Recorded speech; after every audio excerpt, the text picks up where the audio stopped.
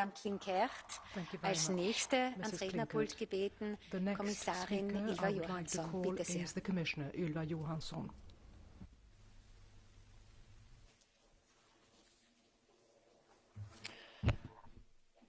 Thank you, Madam President, dear Minister Brigitte Klinkert, honourable members. Today is the 8th of March, International Women's Day. So today I think of the young woman who, as Putin's rockets tried to kill her, gave birth to a new life in Kiev metro. Little baby Mia was born there. And I think of the 80,000 women in Ukraine who are going to give birth in the coming 3 months. I think of Julia, a young teacher. She first held a gun in her hands a few days ago. She cries, she's scared, but still she goes to fight. She says, I just want to live in our country. I think of the young woman in Poland at the Medyka border crossing, where 20,000 people crossed every day, pushing a pram with one hand, holding a toddler in the other, and a single backpack, all she has left.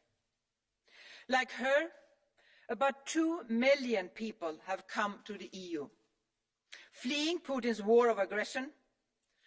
Today, the Commission adopted a communication detailing the gravity of the situation, the action we are taking as a union, the long and difficult road ahead, and calling for unity and continued support for refugees and member states in need. Last week, I went to the EU border between Romania and Ukraine. I visited Slovakia and the border between Poland and Ukraine. I witnessed the most impressive solidarity I have ever seen. In Siret, at the Romanian border, I spoke to a woman. The first thing, or not only to many women, and the first thing they say is not how sad or scared they are, but how grateful they are to be welcomed with a bed and a meal. Women, children, the old and fragile, often moving onwards to stay with friends and families, or with kind strangers, taking them in. It's heartbreaking, but the welcome is heartwarming. At train stations in Poland, people stand with signs in their hands. I can take in 2 people. I can take in a family with children. Last week, I spoke with presidents, prime ministers, ministers, mayors, border guards, and civil society activists in these member states. I asked one volunteer in Romania, why are you here? And he just looked at me and said, because we're all human beings. And like him, volunteers, local communities, local authorities are racing to the challenge, opening their hearts and their homes, showing European values in action: unity, solidarity, humanity. It makes me proud of our European values, proud of being European. I see and I saw our member states handling the situation well, despite the very challenging circumstances. In Poland alone, arrivals numbered more than 140,000 only in one day yesterday. Member states and the EU are helping the Ukrainian authorities to reduce congestion on their side of the border. Member states have increased staff at the border and set up the first emergency responses, like temporary shelters.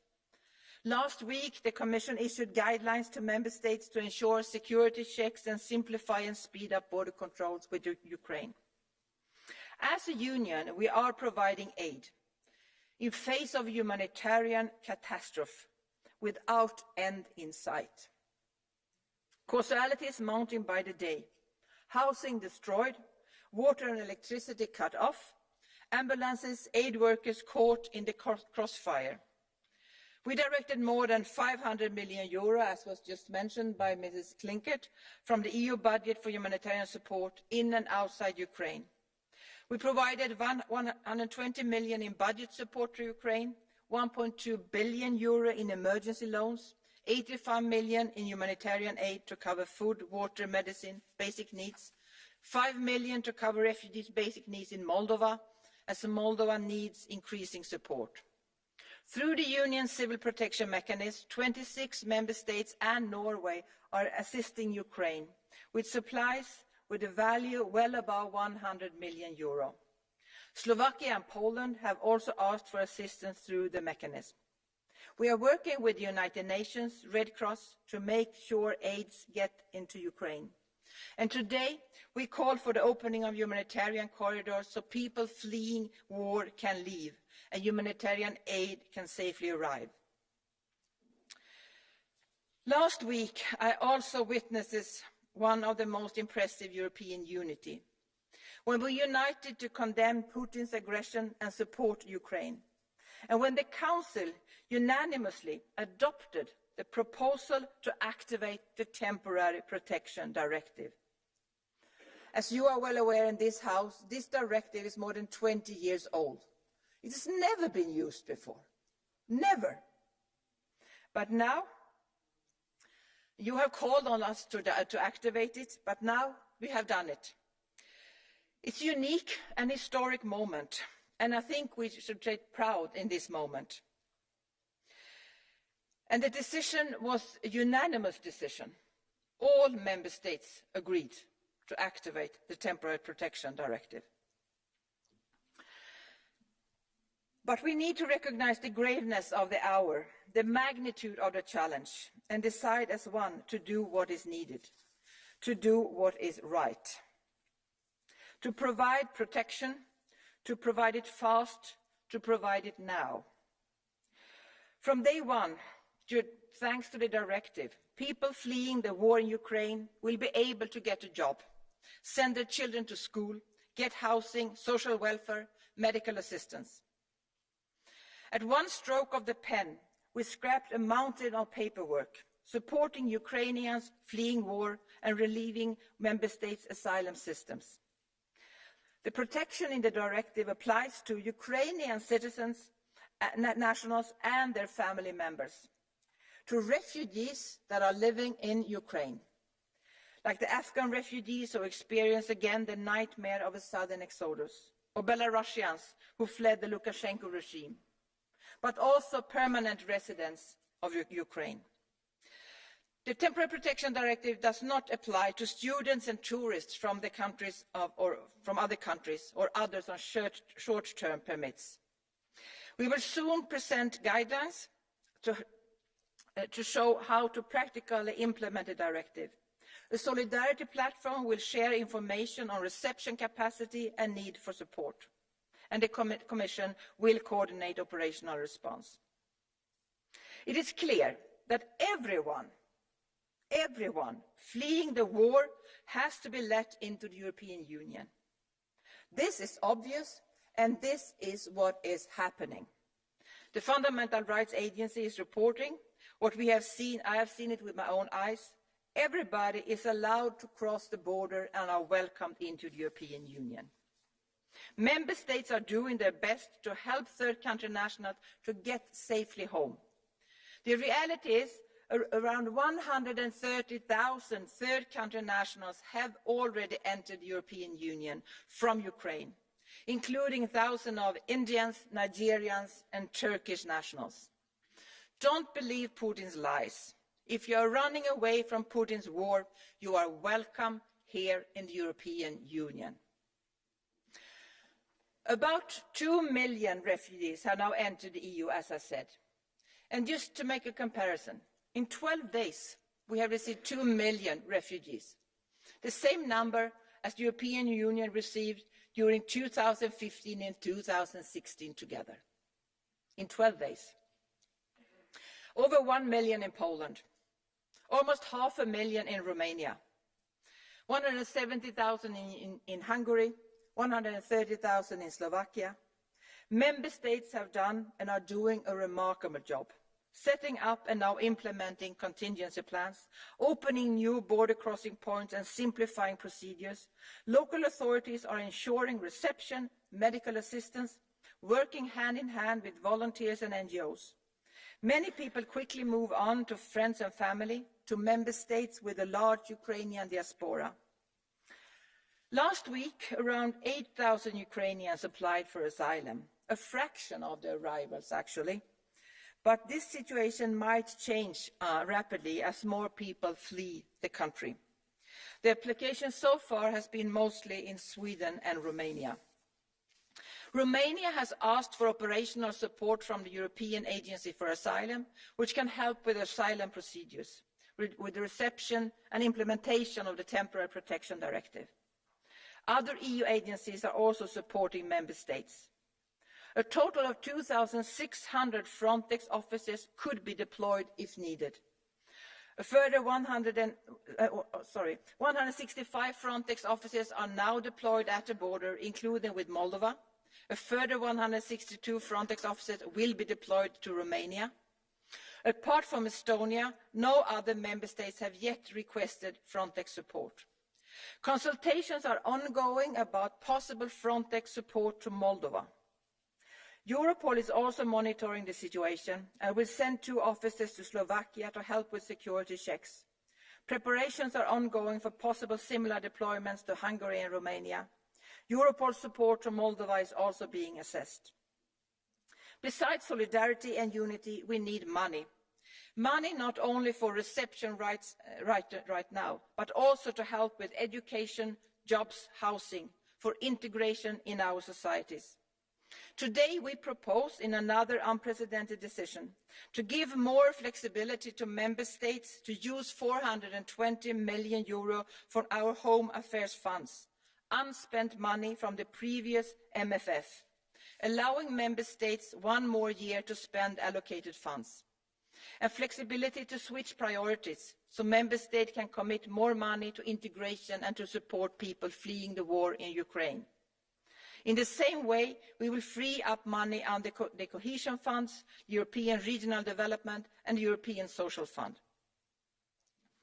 And we will also propose today to make changes to our funding rules for the Asylum and Migration Fund for the current MFF, allowing member states, foundations and donors countries to provide extra funding to asylum and migration management. I count on you in this Parliament to adopt these proposals without delay. Time is short and the need is high. Friends, before I conclude, let me also raise one of my big concerns, and that is about the children. We don't know exactly how many children have arrived in the European Union, but what I can see with my eyes when I visited the borders, I should guess almost half of those 2 million could be children. These children need to go to school. These children need to have some kind of normality. It's urgent to support the children that have now come and fleeing from the war. But also to make sure that we can provide support for the most vulnerable children, the unaccompanied ones. You've seen the pictures, small children crossing the border alone with a small bag, without any parent. And unfortunately, in these situations, we also know that unaccompanied minors are very high risk of fall victims of criminals that would like to use them for different purposes, for trafficking, for example. We also have some reports of criminals taking orphans from orphanage in Ukraine, crossing the border, pretending that they are relatives to the child, and then use them for trafficking purposes. And you know, trafficking in human beings is the most profitable crime ever. If you traffic drugs or firearms or smugglers, you can sell them once. If you traffic children, you can sell them again and again and again and again. We are obliged to protect these children. And I must say, we have to do much more than we have done so far. Member states most affected are doing the utmost, but we need to support them. We need to support the children better than we have been able to do so far. They need our support.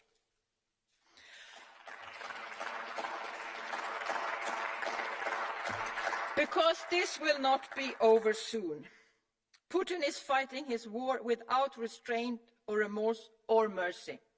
More is to come. Worse is to come. Millions more will flee, and we must welcome them.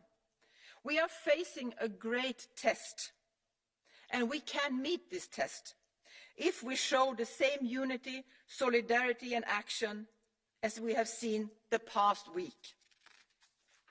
That truly makes me say, I am proud to be a European.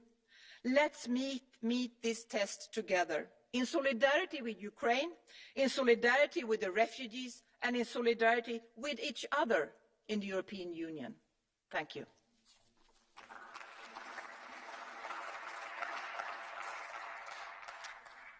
Vielen Dank, Frau Kommissarin, für die eindringlichen Worte in dunklen Zeiten. Wir kommen damit jetzt zur Aussprache und bevor ich den ersten Redner das Wort erteile, möchte ich Sie alle daran erinnern, sich an die Redezeit zu halten. Wir haben eine sehr lange Liste der angemeldeten Rednerinnen und Redner und daher spreche ich das jetzt lieber schon im Vorhinein aus, um Ihnen dann nicht nachher das Wort entziehen zu müssen. Als erstes zu Wort gemeldet für die Fraktion der Europäischen Volkspartei ist der Abgeordnete Jeroen Lenaers. Bitte sehr, für 2 Minuten. Yes, thank you, Chair. This is a debate I never imagined having in my lifetime. A horrific war is ongoing on our continent, and thanks to the courageous work of many journalists, we can see what is happening, and the images are heartbreaking. We see death, destructions, families ripped apart, children running away from missiles and tanks instead of running behind a football, grandparents fleeing, in some cases again, with whatever belongings they could take. Unimaginable suffering, and already over 2 million refugees have crossed into neighbouring countries, and more will follow. This is more than the total population of some of our member states. 2 million individual stories of separation, loss, and pain. And when talking about refugees, we often speak about reception and protection in the region. Well, this is our region, this is our continent, and it's our duty to step up. And Europe is stepping up, and it's heartwarming to see the warm welcome provided all over Europe, the outpouring of solidarity and support of refugees, so many volunteers becoming active, so many donations being made, so many accommodations offered, and particularly in countries bordering Ukraine like Poland, Slovakia, Hungary, Romania, Moldova. It is really impressive to see all the efforts by citizens and communities to take care of refugees, and we must help them, not only in the short term, but structurally. We need to be prepared for any scenario. We called on the activation of the Temporary Protection Directive, and it's a strong signal that the Commission and the Council acted so quickly. It's a strong signal that Europe is united and that we stand with all Ukrainians, because it's an extraordinary moment and it calls for extraordinary measures. And our agencies should be deployed in the border to help in any way they can. And indeed, we should find the flexibility in our funding to help these member states take care of so many refugees. And you can count on the EPP to do whatever is necessary. In the face of Putin's brutality, Europe must continue to show humanity. Thank you. Herzlichen Dank. Als nächstes zu Wort gemeldet für die Fraktion der Europäischen Sozialdemokratinnen ist der Abgeordnete Marek Belka. Bitte sehr. Für 1 Minute 30. Marek Belka, 1.5 minutes, please. Pani Przewodnicząca, Pani Komisarz, Pani Minister. Madam Chair, Brutalna Madam napaść Minister, Rosji Madam na Ukrainę Commissioner, wymaga najwyższego the potępienia ze strony aggression społeczności by Russia międzynarodowej. should be A condemned by sprawcy the tego zła international powinni community, żałować and szalonych decyzji perpetrators wynikających z ich should tragicznych regret skutków. the decision they had taken. Naloty i bombardowania osiedli mieszkaniowych czy blokowanie korytarzy humanitarnych, których dokonuje rosyjska armia, należy nazwać zbrodnią i powstrzymać za wszelką cenę. Polska i inne kraje Unii przyjęły już około 2 milionów uchodźców z Ukrainy i spodziewamy się, że będzie ich jeszcze więcej. Należy pochwalić instytucje unijne i kraje członkowskie za szerokie otwarcie granic oraz pierwszy pakiet pomocy humanitarnej dla Ukrainy. Musimy jednak pamiętać o zapewnieniu Ukraińcom nadziei na względnie normalne życie w Unii również w dłuższej perspektywie. in a peaceful manner. In the long term, in Europe, this help, which is carried right now by ordinary citizens, should be replaced by concrete financial aid, financial organization, and more structural support. These aid programs should be directed to local governments, which incur the most cost of bringing aid. We should legalize stay, legal stay, access to education, medical care. All this should be organized in order for Ukrainians to live some kind of decent and calm life. In Poland, we say that you get to meet true friends in need. A friend in need is a friend indeed. And this is a great example for all of us. Thank you so much. Dankeschön. Als nächstes zu Wort gemeldet für die Renew-Fraktion für 1 Minute 30 der Abgeordnete Petras Auštrevičius. Bitte sehr. Dankeschön. Madam Chair, Madam Commissioner, dear colleagues, Putin's war against Ukraine is first and foremost a war against civilians, against women, against children, against all the Ukrainian people. The barbaric actions of the Russian military, which qualify as war crimes, are destroying Ukrainian towns and villages, killing and injuring Ukrainians. There is no safe place in Ukraine today and no guarantee of security for the future to anyone. Ukrainian refugee flows are already exceeding 100,000 people a day. This number will continue to grow and will cover wider and wider areas of Ukraine.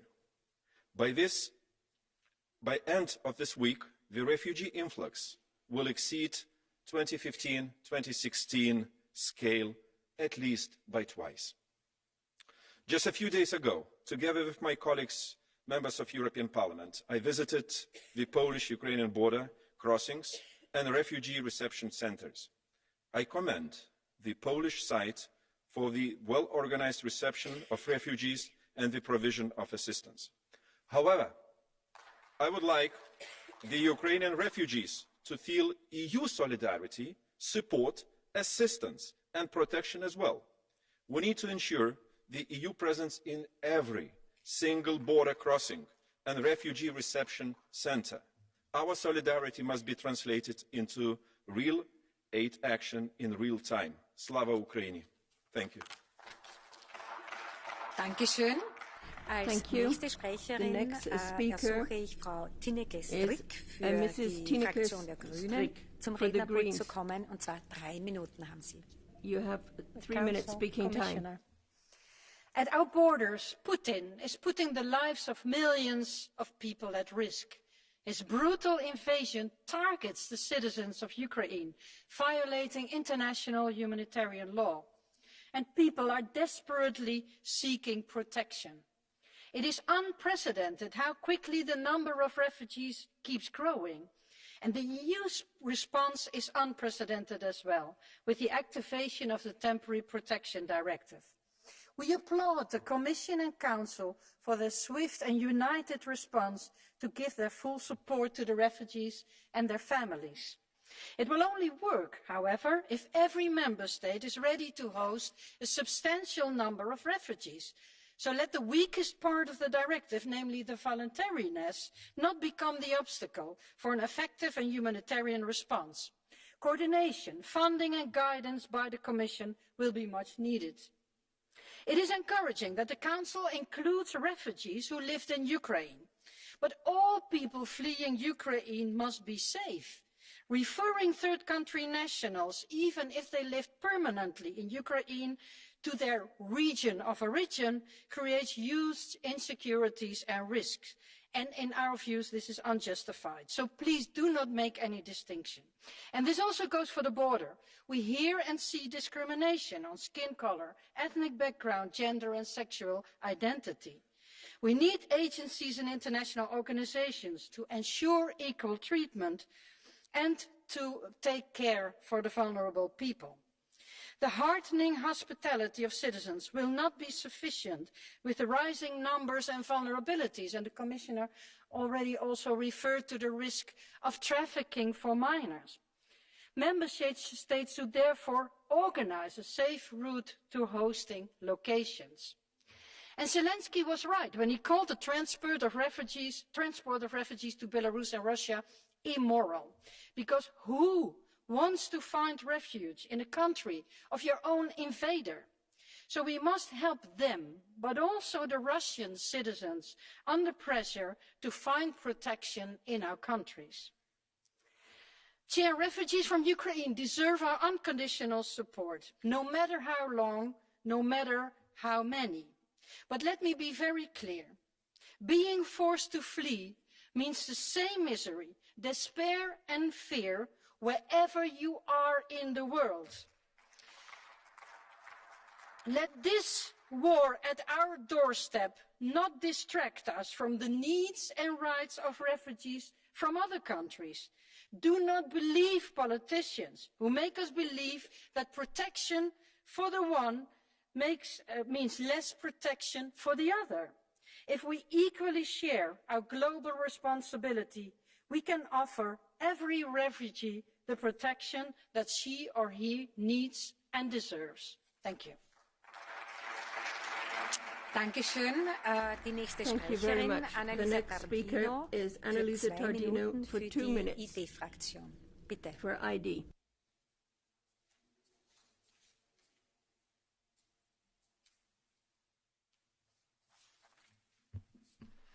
Grazie Presidente. Stampa, media, TV sono pieni di immagini che nessuno di noi avrebbe voluto vedere, come quella di un'intera famiglia stesa a disamine e coperta da stracci su un marciapiede poco fuori Kiev. Stazioni prese d'assalto, bambine e mamme in fuga, famiglie separate, un triste e inaccettabile ritorno al passato. Aiutare è un dovere e l'Europa tutta sta facendo la propria parte. L'attivazione del meccanismo della protezione temporanea, per quanto giuridicamente non condivisibile nella sua interezza, ci sta consentendo di accogliere ed aiutare i rifugiati veri, donne e bambini che scappano dalla guerra, mentre padri, figli e mariti rimangono con coraggio a difendere il proprio paese. Sono loro, lo ripetiamo da anni, a cui dobbiamo spalancare le porte, dando delle norme chiare, determinate, efficaci, anche a chi per tante altre ragioni diverse alla guerra vuole arrivare in Europa, ma sbarrandole fermamente ai trafficanti e ai delinquenti. Oggi più che mai è necessario dimostrare fermezza ai trafficanti di esseri umani per poter destinare le risorse a chi è davvero in situazione di bisogno e a quegli stati in prima linea, come l'Italia da decenni e come oggi la Polonia e l'Ungheria. Polonia e Ungheria impegnate in una grande missione di solidarietà, strumentalmente insultate in quest'Aula, devono avere sbloccati i rispettivi piani di ripresa e resilienza. Dall'Europa ci si aspetta supporto anche per poter accogliere e non certo ricatti ideologici. Credo che i fatti di questi giorni dimostrino ancora una volta quanto poco si sia fatta a Bruxelles e come la stessa riforma del pacchetto asilo e immigrazione che avete presentato in pompa magna non sia attuale né efficace, tanto da dover ricorrere ad uno strumento, la protezione temporanea, che paradossalmente la riforma stessa cancella. Bene, assumiate finalmente decisioni coraggiose.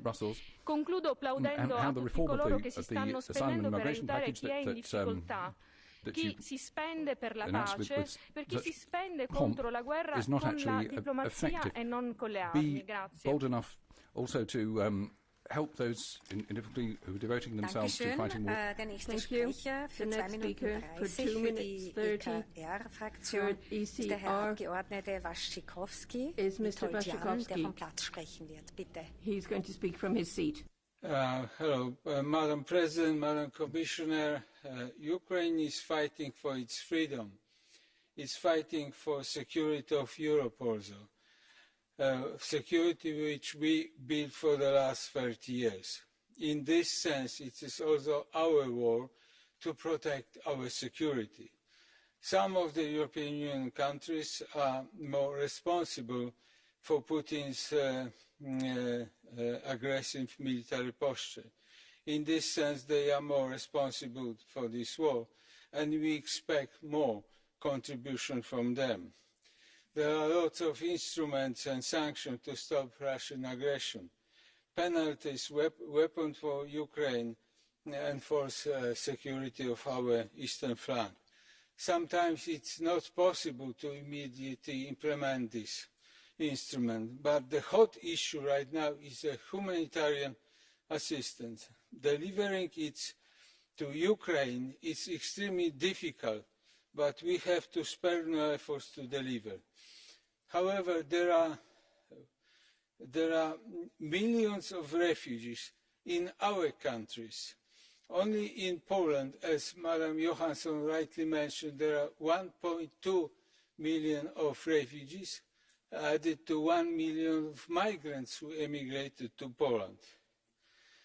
We need for such a large number of people comprehensive plans and money, not only visits and bureaucrats on the board, but money for states. These are states who create jobs, education, health programs for these people.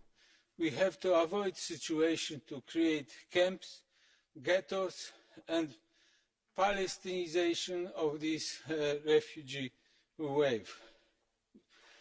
We have to study experience of Turkey and Lebanon, but let's remember that we provided Turkey more than 6 billion euros. Are we prepared to provide the same assistance, the same plans and money to our countries who are coping right now with much more refugee wave than Turkey in the last few days? Thank you. Dankeschön. Als nächstes zu Wort gemeldet Cornelia Ernst für die Fraktion der Linken für 1 Minute. For the left, for 1 minute. Als die kleine ukrainische Familie vor mir stand, in ihrer Notunterkunft in meinem Büro, erschöpft von 3 Tagen langer Flucht, war mein erster Gedanke, hoffentlich schaffen es all die anderen auch. Ich wende mich deshalb an die Menschen in Russland. Legen Sie die Waffen nieder. Machen Sie diesen Krieg nicht länger mit. Es muss Schluss damit sein. Und ja, alle Solidarität gilt den Menschen in der Ukraine, die in den Mitgliedstaaten große Unterstützung erfahren und sofort die Chance haben, sich integrieren zu können. Dazu müssen im Übrigen auch Studierende und Arbeiter aus Drittstaaten gehören. Der Umgang mit Geflüchteten aus der Ukraine zeigt aber eines deutlich, dass es geht, dass EU und Mitgliedstaaten Menschen aufnehmen können, wenn sie es nur wollen. Ein solcher Geist muss die gesamte Migrationspolitik prägen gegenüber allen Geflüchteten, die aufgrund von Krieg und Diskriminierung fliehen. Es darf keine Geflüchteten der ersten und zweiten Klasse geben, denn Solidarität ist nicht teilbar. Dankeschön. Als nächstes zu Wort gemeldet für 1 Minute Andrea. Thank you. The next speaker for 1 minute is Mr. Boxer. Tisztelt elnök asszony! 2014 óta vagyok tagja ennek a parlamentnek, és sokan tudják, hogy Ukrajnában született kárpátaljai magyarként közvetlenül érint a háború miatti humanitárius konfliktus. Fontos, hogy minél kevesebb civil essen áldozatul, ezért a háború mielőbbi befejezésére van szükség. Addig azonban fontos, hogy azoknak is humanitárius segítséget nyújtsunk, akik Ukrajnában vannak, például a kárpátaljai régióban rengeteg ember érkezett menekültbe belső területekről, róluk displaced, who need help, they need help locally, they need support. We should also be helping out those who are trying to seek refuge in neighbouring countries. Since the 24th of February, 2 million people have left Ukraine. 190,000 have come to Hungary. The Hungarian government, the Hungarian people have afforded every possible support and protection to them. This is the largest humanitarian action and gesture on our part so far. And of course we support the EU programme. But unfortunately, there have also been some criticisms. For instance, I went to visit border crossings over the weekend, and I saw what was being done by the Hungarian government, by civil society. They are doing their very best to help out the people who are in distress. Old people, young women, children, they're just coming with one piece of luggage. We're doing whatever we can to support them. Let us deploy all our efforts to help those who are seeking refuge from war. Thank you. Dankeschön. Als nächstes zu Wort gemeldet für 1 Minute 30. The next speaker for 1 minute and 30 seconds is Mr. Kubilius. Dear colleagues, in difference from previous refugee crises, now we have war on the European continent, and Europeans from Ukraine are moving into other European countries for shelter. We have simple European moral obligation to take care about all of them, our fellow Europeans. I would like to praise Commission, national governments, NGOs and individual citizens, especially in Central Europe, who are doing a lot to help those who are running away from Putin's brutal war. But our obligation to the citizens of Ukraine, and also to those who are looking for safe shelter in our countries, is a bigger one. Our obligation is to stop the war. We cannot speak about solidarity with Ukrainians or refugees if we are not implementing full embargo on import of energy resources from Russia. Each day we are paying 600 million euros into the pocket of Putin. It covers purchase of 400 new Russian tanks per day. During all the days of war, Ukrainians managed to destroy less of Russian tanks than we are buying for Putin per one day. We need to declare that our sanctions on Russian economy will stay till the last Russian soldier will leave territory of Ukraine, not only Kherson or Chernobyl, but also Donetsk, Lugansk and Crimea. Putin and his surrounding Kremlin need to understand that they lost this war and that here will be much less of suffering, not only in Ukraine, but also in Russia itself, if Putin will stop his criminal war immediately. And then we shall rebuild Ukraine. Refugees need to have a hope, and we need to deliver it. All of us, we are Ukrainians now, and Europeans. Slava Ukraini! Dankeschön. Thank you. Unsere nächste Sprecherin ist Gabi Bischoff, 1 Minute 30. Bischoff for 1 minute 30. Danke, Frau Vorsitzende. Wir führen diese Debatte heute hier am 8. März. Das ist der internationale Frauentag. Und eine Kernforderung seit über 100 Jahren ist Brot und Hosen für die Frauen. Und wir sehen jetzt, dass wir über 2 Millionen überwiegend Frauen und Kinder haben, die bei uns Sicherheit suchen, die bei uns Schutz suchen. Und wir sehen in Europa wirklich eine Welle der Solidarität. Aber was wir eben auch feststellen können, und ich konnte mich in Berlin davon überzeugen, ich war letzte Woche in Budapest, die Stärke Europas in so einer Situation ist die aktive Zivilgesellschaft in Europa, die nicht lange diskutiert, die die Ärmel hochgekrempelt hat und überall an den Bahnhöfen steht und den Menschen hilft. Regierungen alleine, Kommunen alleine hätten es nicht geschafft. Und ich finde, diese aktive Zivilgesellschaft verdient großes Lob, großen Applaus und große Unterstützung. Und vom Brot zu den Rosen. Wir haben den Flüchtlingen Brot gegeben, ein Dach über dem Kopf. Aber der nächste Schritt muss sein, da brauchen die Kommunen Unterstützung. Der nächste Schritt muss sein, dass wir Schulplätze und Kindergartenplätze für diese geflüchteten Kinder finden. Dass wir sie hier integrieren. Und da brauchen diese Regionen Unterstützung. Denn was man sieht, insbesondere wenn man in die Grenzregionen zur Ukraine geht, dass das auch die ärmsten Regionen in diesen Ländern sind. Und deshalb müssen wir hier viel stärker Solidarität zeigen und wir müssen alle Ressourcen mobilisieren, damit wir auch am Ende sagen können, wir haben es geschafft, nicht nur am Anfang, sondern über den ganzen Zeitraum. Vielen Dank. Dankeschön. Als nächstes zu Wort gemeldet Sophia Intveld für 1 Minute 30. Thank you, Madam Chair, Madam Commissioner, Madam Ministers. I would like to start by echoing the praise for the frontline states. That's Poland, Romania, Hungary and Slovakia, but of course also the non-EU countries like Moldova, because in their countries, citizens, civil society and local authorities are doing really an incredible job, and I take a deep bow to their humanity and commitment.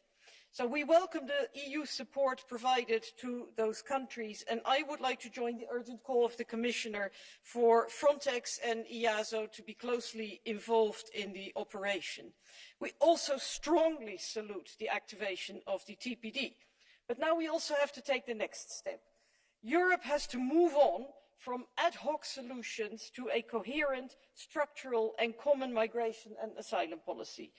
Just as Europe will be stronger by achieving energy independence, we will be stronger with a common asylum and migration policy. And I therefore invite the Council to agree a roadmap with the European Parliament, a timetable for the swift adoption of the entire asylum and migration package.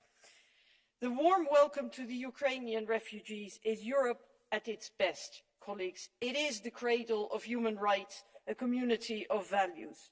And Europe should also be a safe haven for those Russians fleeing the brutal Putin regime and the soldiers who refuse to fight his dirty war. But let's also not forget the other migrants, those who are still left dying on the borders of Europe, pushed back and beaten. Because Europe will offer safety to all people equally, because that's who we are. Thank you. Dankeschön. Als nächstes zu Wort gemeldet für 2 Minuten ist Diana Riba-Iginer. Gracias, Presidenta, Comisaria, Ministra. Desde el inicio de la invasión rusa en Ucrania, 1,5 millones de personas han huido a países vecinos. Y ACNUR estima que esta cifra podría aumentar hasta 4 millones. Ante este gran reto humanitario, la Unión Europea, por fin, está en la altura del momento, activando por primera vez la Directiva de Protección Temporal. Una activación que, permítame recordar, el Grupo Verde DALE ya habíamos reclamado sin éxito en crisis como la de Siria o Afganistán. Millones de personas están dejando atrás sus vidas bajo las bombas de Putin. Y ante esta crueldad, Europa no tiene elección. Debemos ser refugio. Dicho esto, creo que es el momento de hacernos algunas preguntas que quizás tengan respuestas incómodas. Preguntémonos, ¿por qué ahora sí apostamos por una respuesta humanitaria y por qué no lo hicimos en conflictos pasados? Preguntémonos, ¿por qué tal como reconoce ACNUR se están detectando casos de discriminación racial en la frontera en Ucrania con la Unión?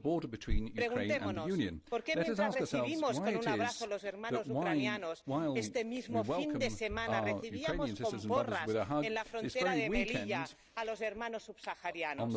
La respuesta es tan dura como clara y está en el color de la piel. La discriminación por motivos de raza, religión o estatus migratorio es inadmisible. La solidaridad es un valor fundamental que no tiene excepciones. Todas tenemos derecho a escapar del horror de la guerra y de la pobreza. El conflicto con Ucrania está derribando varios tabús. Aprovechemos este momento para avanzar hacia una política de asilo duradera que priorice la solidaridad y los derechos humanos. Una política comunitaria que haga del refugio una de las grandes fortalezas de Europa. Muchas gracias. Dankeschön. Als nächstes zu Wort gemeldet Jean Lacapelle for 2 minutes. You have the floor. Madame la Présidente, chers collègues, certains prétendaient que grâce à l'Union européenne, la guerre n'existerait plus destinée à être classée dans les livres d'histoire, que l'Union européenne formerait le rempart diplomatique suffisamment crédible pour permettre une dissuasion ou pour sauvegarder la paix chez elle et chez ses voisins. Cela doit avoir la gueule de bois. La guerre a fait irruption à nos portes, les portes de l'Europe. Si nous condamnons fermement et sans ambiguïté l'invasion de l'Ukraine par les Russes, j'appelle cependant Mme von der Leyen à plus de modération et à plus d'humilité dans ses déclarations. La situation est suffisamment grave pour que nous n'agitions pas le chiffon rouge. L'Union européenne n'est pas en guerre. Elle doit en revanche incarner la raison, encourager l'apaisement et contribuer à la recherche d'une solution diplomatique. Stop à la surenchère. C'est notamment sur le terrain humanitaire que nos efforts doivent se concentrer et la tâche s'annonce immense. Le Haut Commissariat aux réfugiés prévoit le mouvement de plus de 5 millions de réfugiés ukrainiens. Si le Rassemblement national auquel j'appartiens combat de toutes ses forces depuis plus de 40 ans la folle politique migratoire que nous subissons, à l'image d'ailleurs du pacte migratoire que la Commission européenne nous impose, il y a des situations où là encore le pragmatisme doit primer sur l'idéologie. La situation humanitaire en Ukraine en est l'exemple, car les réfugiés n'ont rien de commun avec les migrants économiques qui assiègent Lampedusa ou Melilla, dont la plupart sont des hommes et dont on sait qu'ils ne fuient pas la guerre, mais qu'ils viennent bien souvent l'importer chez nous. Non, en Ukraine, ce sont des femmes, ce sont des enfants, ce sont des vieillards qui ne cherchent pas à s'installer, mais juste à se protéger, tandis que leurs maris, leurs fils, leurs pères courageusement ont pris les armes pour défendre leur pays, leur maison, leur famille. Oui, l'Europe doit contribuer à l'accueil de ces réfugiés de guerre, de même que nous pensons que c'est à l'Afrique, au Proche-Orient, à l'Asie de gérer et d'assumer les déplacements de populations originaires de ces régions. Oui, nous avons le devoir d'accueillir ces Européens qui partagent avec nous un territoire, une civilisation commune ou une culture chrétienne. Oui, chers collègues, nous avons le devoir d'accueillir ces réfugiés, car ils sont de vrais réfugiés de guerre. Je vous remercie. Unser nächster Sprecher für 2 The next Minuten, speaker Richard for 2 minutes Czarnecki. is Richard Czarnecki. Vielen Dank, Frau Präsident. Pani komisarz, szanowni państwo. Dear Commissioner, ladies and gentlemen. Przez 500 lat angielski poeta Some 500 years John ago, Donne, an English potem cytowany przez poet, Hemingwaya, pytał, John Donne, nie pytaj, then komu cited bije by dzwon, Hemingway, i on tobie. asked, Po 5 wiekach możemy don't ask to for samo whom the bell powiedzieć tolls, it w tolls for you. kontekście So after 5 Ukrainy, centuries we can ludzi, say the to są same ludzie. in the context of Ludzi z Ukraine. Ukrainy, Those people, they którzy are people, szukają pomocy, and they naszej are looking pomocy for refuge w krajach and europejskich. assistance. They are Jestem looking dumny jako for it Polak, here że in moje Europe. państwo, And I am mój proud to naród, be, społeczeństwo, którego jestem as a częścią, Pole, tej that pomocy udzielają. our Tak country, samo our dziękuję society innym is krajom, które offering to robią. such Tutaj assistance. dziękuję tym I want europosłom, to thank których czasem różnimy na tej sali, którzy dzisiaj member tę states, pomoc, polską wielką pomoc MEPs, zauważyli. Bardzo who dziękuję. have Chciałem powiedzieć, że recognized the miał assistance rację we are offering.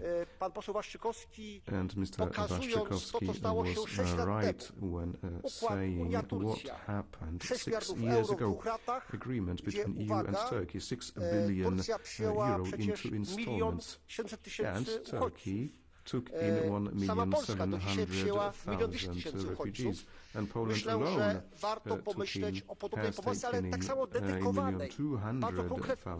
Myśmy dawali pieniądze w Turcji dzieciom za to, że państwu tureckiemu, za to, że dzieci mogły korzystać ze szkół.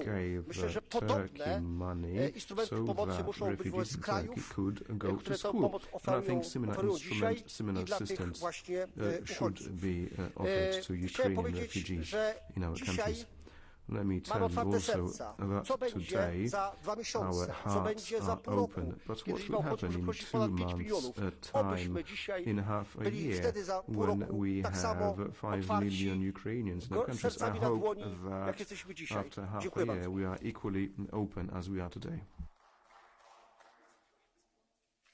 Dankeschön.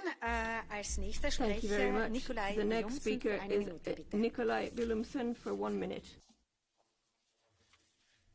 Millioner af ukrainere er flygtet fra Putins brutale krigsforbrydelser. Nogle er internt fordrevne. Nogle er flygtet over grænsen til EU. Vi må sikre, at de alle hjælpes. That they all receive assistance. That goes from food to medicine. It goes from schooling to a roof over their heads. And this is not a task that we can simply delegate to the neighbouring countries alone. Let us therefore pull together. Let us show solidarity in the distribution of refugees throughout the EU. In fact, it's not just Ukrainians who are suffering under Putin's regime. There are also brave Russian women and men. They've taken to the streets to call for peace. There are conscientious objectors. There are deserters who refuse to fight Putin's dirty war. They need our help too. And they too must be able to find safety here in the EU.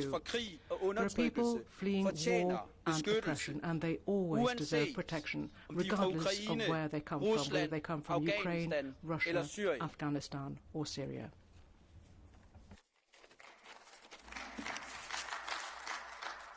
Dankeschön.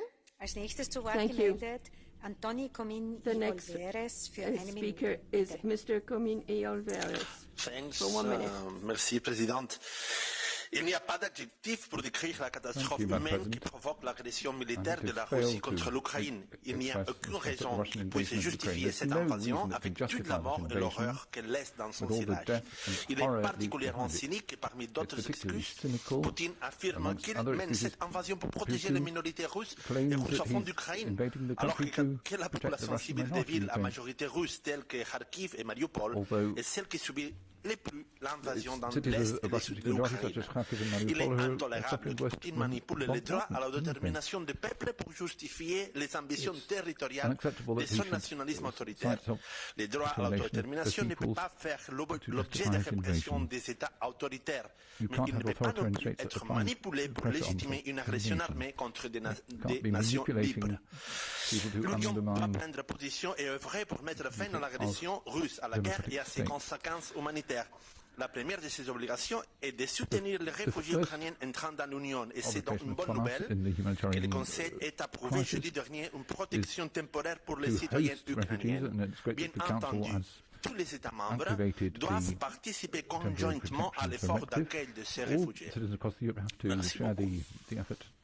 Dankeschön. Als nächstes zu Wort gemeldet für 1 Minute 30 Thomas Tobé. The next speaker will be Mr. Tobé for 1 minute 30.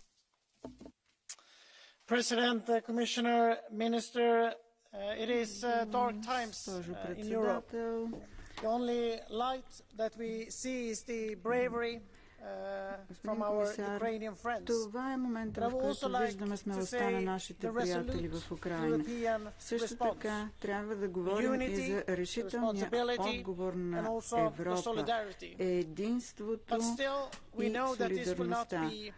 Но все пак това няма да бъде достатъчно, ние го знаем. Първо, Украина има нужда от повече. We need, for example, to stop funding Russian gas and oil, to stop funding Putin's war. Secondly, Ukrainians need more solidarity from all European countries to welcome and integrate refugees. And there I would like to echo the message from other colleagues here in the European Parliament. I would like also to invite the Council to take this opportunity to have a swift adoption of the Migration Pact.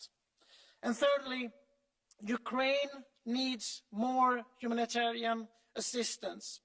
Yes, we have mobilized a lot, but it is far from enough. And we need to establish safe humanitarian corridors that actually leads to Europe and not to Russia or Belarus. Slava Ukraini! Dankeschön. Als nächstes zu Wort gemeldet für 1 Minute 30 Simona Bonafè. Suur aitäh ja järgmine kõneleja. Grazie Presidente. Di fronte all'arrivo ai nostri confini di centinaia di migliaia di profughi ucraini, per lo più donne e bambini, a cui non è stato concesso nemmeno la possibilità di fuggire con corridoi umanitari dalla loro terra martoriata dall'artiglieria russa, l'Europa non si è voltata dall'altra parte, come ha fatto fin troppe volte, ma l'Europa ha mostrato il suo vero volto, il volto solidale, ha messo in pratica quei valori che i trattati hanno messo alla base del nostro stare insieme.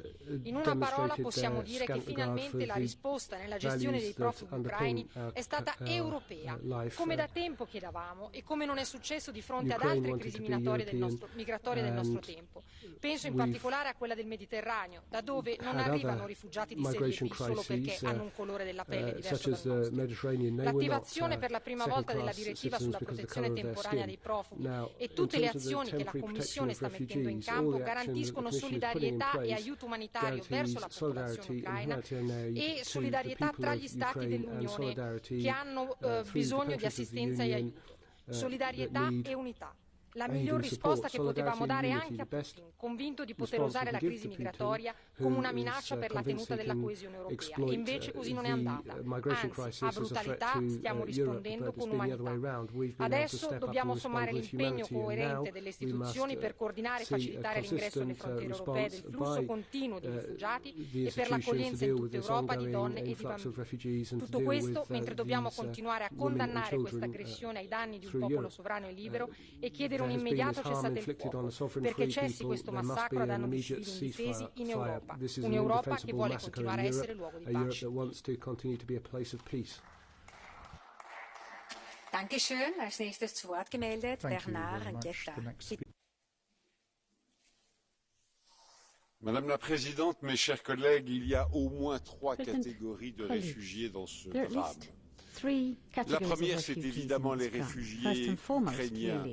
Et nous leur devons d'enfin organiser, ce devrait déjà être fait, la répartition entre nos 27 pays, car la Pologne, la Roumanie demain ne peuvent pas supporter seuls ce fardeau.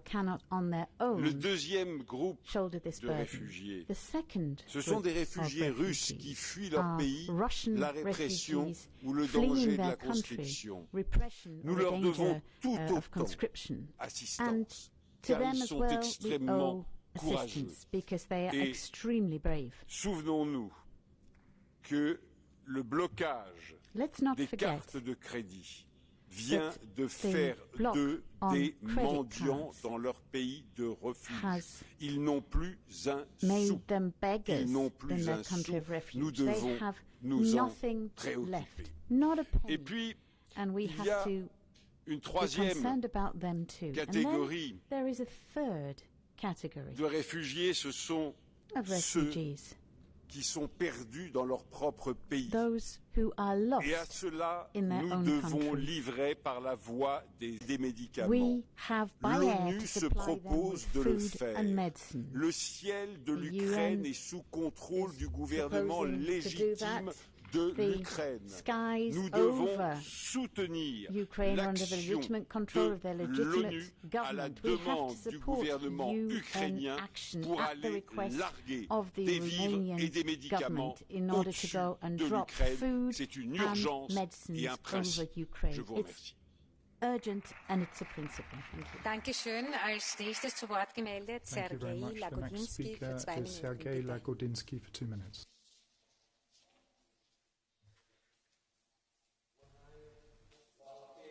A large registration facility in Berlin-Reinickendorf last Sunday, I saw the scars of war.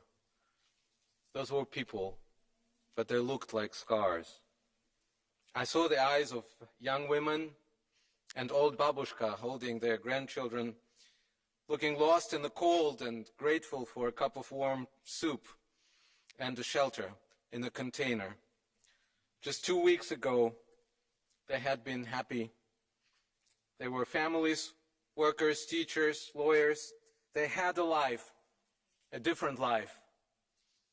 It is instrumental that we help them to fight their way back to a life that is a little bit normal. I heard so many of them who were grateful that they could benefit from the Temporary Protection Directive that will allow them to stay, live, and work in safety. But there are issues that go beyond obvious. We must make sure that Russian and Belarusian citizens fleeing from Ukraine have also a chance to safety here. They had escaped from Lukashenko and Putin, and now Putin and Lukashenko are getting to them. They must also be safe in Europe. We must also remember about the new wave of Russian immigrants after TV Dost and Echo Moscow, a radio station, have been banned, and it has become impossible and penalized to talk truth about the war in Russia.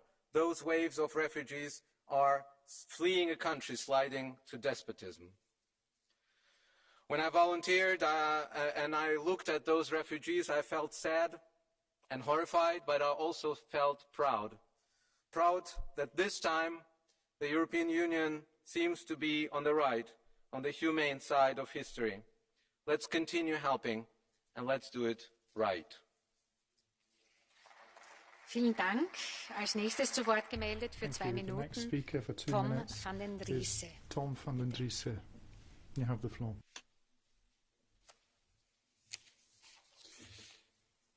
Voorzitter, collega's, de Russische agressie kunnen we niet anders dan in de meest ferme bewoordingen veroordelen.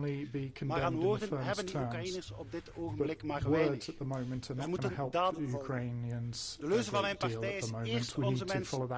Dat betekent niet alleen onze mensen.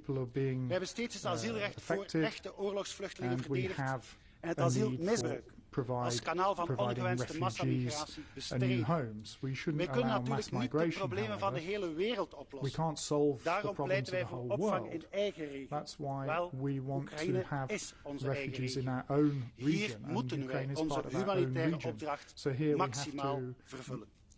Miljoenen echte oorlogsvluchtelingen, vrouwen, kinderen en kwetsbaren zijn op de vlucht. Hongarije vangt op dit ogenblik al 200.000 mensen op. Polen zelfs al 1 miljoen. Net zoals beide landen ons recent beschermden tegen de illegale invasie van alleenstaande jonge mannen uit voornamelijk Afrikaanse en Arabische landen, openen zij nu hun hart en hun grenzen en bieden onderdak aan echte oorlogsvluchtelingen. We weten niet hoeveel miljoenen we moeten opvangen en we weten niet hoe lang we ze zullen moeten opvangen. We weten wel dat de buurlanden dit niet alleen kunnen. Alle Europese landen hebben een fundamentele humanitaire opdracht in deze tragedie. Daarnaast moeten we alle diplomatieke energie inschakelen om het zinloos bloedvergieten in Oekraïne zo snel mogelijk te stoppen. Elke dode is er één te veel. Altijd iemands vader, altijd iemands kind. Hoe langer deze oorlog duurt, hoe meer verliezers van deze oorlog kan op termijn ook een wereldwijde voedselcrisis, collectieve verarming en oncontroleerbare hyperinflatie veroorzaken, nog los van de mogelijk onbeheersbare gevolgen van verdere militaire escalatie. Dit is geen tijd voor partijpolitieke spelletjes. Ik hoop dat iedereen zijn historische verantwoordelijkheid om dit conflict te neutraliseren niet lichtzinnig opneemt. Dankeschön. Für eine Minute aus Madrid nun zugeschaltet wird der Herr Abgeordnete Herman Tertsch. Bitte. Danke, Frau Vorsitzende. Buenas tardes. Esta Europa ahora sí que está ante una crisis total, ante una crisis en la cual va a definir su destino. Esta no es una crisis inventada como las alarmas y las catástrofes que se ha inventado la Unión Europea para alimentar sus cuestiones ideológicas de las últimas décadas e inventarse prioridades que iban de espaldas a la población europea. Estamos ante una tragedia infinita, ante una agresión, y el heroísmo de los ucranianos nos ha llevado a ver realmente lo que es la realidad y lo que es el cambio de prioridades necesario que tiene Europa. Desde aquí mando un fuerte abrazo solidario tanto a los heroicos ucranianos que defienden su patria como a los rusos que están reprimidos bajo la tiranía de Putin, a los bielorrusos y a todos los países y en especial a Polonia, que tan vejada como ha sido en los últimos años por la Unión Europea está demostrando una generosidad infinita a la cual habrá que ayudar para esos millones de refugiados que están huyendo de esa bárbara ofensiva del presidente Putin. Dankeschön. Als nächstes zu Wort gemeldet für eine Minute die Frau Abgeordnete Sierra Rego. Bitte. Sierra Rego. Gracias, Presidenta, Comisaria. Sin duda, este cambio de rumbo de la política de asilo de la UE es una buena noticia. Por primera vez, desde que se aprobó hace 20 años, se activa la Directiva de Protección Temporal que hoy nos permite acoger a las personas que huyen de la guerra en Ucrania.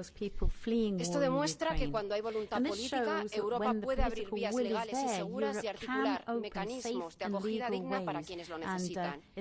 Y eso que en apenas 2 semanas hemos recibido más de 2 millones de refugiadas, más del doble que en todo 2015, y demuestra también que hay otro enfoque posible y necesario para el Pacto Europeo sobre Migración y Asilo, uno basado en el respeto a los derechos humanos. No obstante, lamentamos profundamente que el Consejo haya decidido no incluir en la protección directa a los residentes de larga duración y a otros residentes como los estudiantes africanos y de Oriente Medio. Recordemos que es imprescindible que la protección y el derecho a asilo no pueden estar limitados por el color de la piel o por el origen. Protection and the right to asylum cannot be limited by origin or color of skin. Als nächstes zu Wort gemeldet für eine Minute Laura Ferrara. Grazie Presidente. Non sono mai esistite guerre giuste o sbagliate. Ognuna porta il suo carico di morte e di dolore e anche in Ucraina si sta consumando una tragedia umanitaria sempre più grave. I dati dell'UNHCR destinati a salire non lasciano spazio a interpretazioni. Dal 24 febbraio più di 2 milioni di ucraini hanno lasciato il paese e solo in Polonia ne sono arrivati 1.200.000. Non possiamo dunque che applaudire l'attivazione della direttiva sulla protezione temporanea, perché ciò permetterà di agevolare l'assistenza alle persone in fuga, offrendo diritti immediati in materia di accesso ad alloggi, ai servizi sanitari, sociali e a mezzi di sussistenza. È importante che non ci siano poi discriminazioni nei confronti di chi, pur non essendo cittadino ucraino, fugge da quel paese e non può tornare nel proprio paese di origine. E poi è importante che particolare attenzione venga rivolta ai soggetti vulnerabili e ai minori, soprattutto quelli non accompagnati, per assicurare tutela legale e accesso all'istruzione. La sfida che ancora una volta dovrà affrontare la macchina della solidarietà sarà vinta se ogni Stato membro farà la sua parte. Dankeschön. Als nächstes zu Wort gemeldet für eine Minute 30 Michaela Šojdrová. Kolegyně a kolegové, vážená paní komisařko, paní ministryně, čelíme situaci, kterou nikdo z nás neumí představit a která probíhá v přímém přenosu před našima očima. Do Evropy přichází další uprchlíci. Evropská unie Ukrajina podepsala vstup do Evropské unie svojí vlastní krví a platí za to lidskými životy. Já se neobávám o uprchlíky, kteří už jsou na území Evropské unie. Ten mechanismus dočasné ochrany je, myslím, velmi funkční. Ukazuje to, že pomáhá k rychlému ubytování, integraci. A chci tady zmínit to, co zde ještě nezaznělo, že mezi těmi zeměmi, které opravdu velmi pomáhají, také Česká republika. Na našem území už je 100 000 uprchlíků, které vítáme jako naše spoluobčany, protože mají zde příbuzné. Dokonce se mi ozývají rodiny, které by chtěly přijmout děti bez doprovodu i do pěstounské péče. Zkrátka Česká republika je maximálně připravená pomoci. Ale my jsme také dnes slyšeli projev prezidenta Zelenského, který žádá o další pomoc, protože zde máme uprchlíky, kteří jsou vnitřně uvězněni ve městech, potřebují humanitární pomoc, potřebují humanitární koridory, aby se mohli zachránit, zmrznou, nemají jídlo, děti umírají dokonce žízní, dehydratací. Je to situace, která Evropská unie nemůže pozorovat dál jen tak. Musíme pomoci vytvořit tyto humanitární koridory, musíme pomoci dalšími sankcemi, bude-li třeba i další vojenskou pomoci. Evropská unie stojí po boku Ukrajiny, jejich svoboda je naše svoboda. Děkuji. Dankeschön. Als nächstes zu Wort gemeldet für eine Minute Birgit Sippel. Bitte sehr.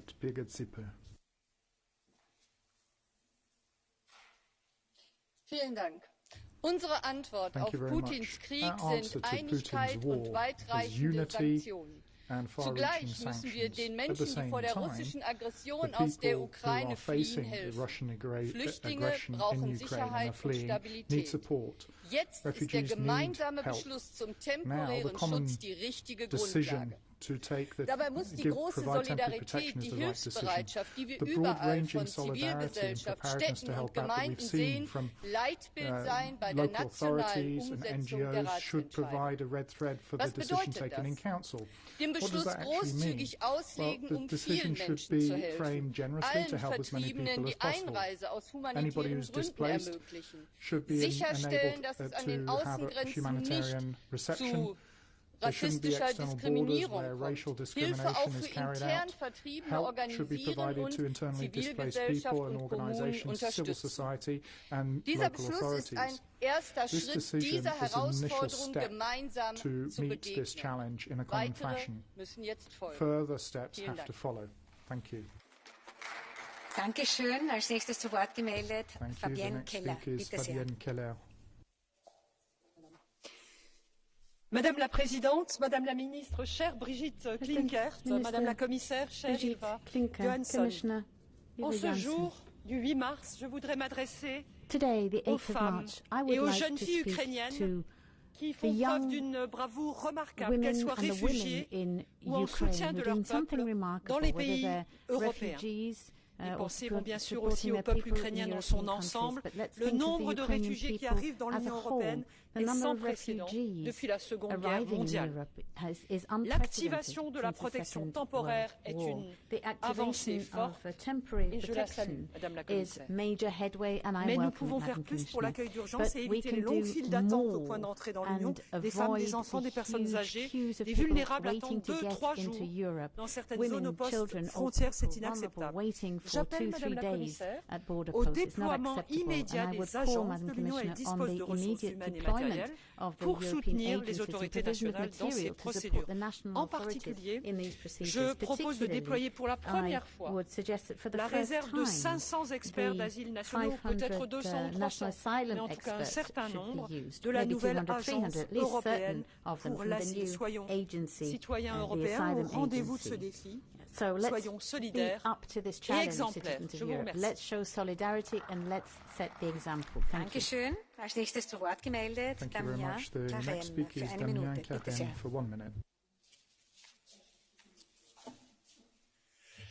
Mesdames, jeudi dernier, comme aujourd'hui, Madame la Commissaire, vous déclariez que c'était vraiment le moment d'être fier d'être européen.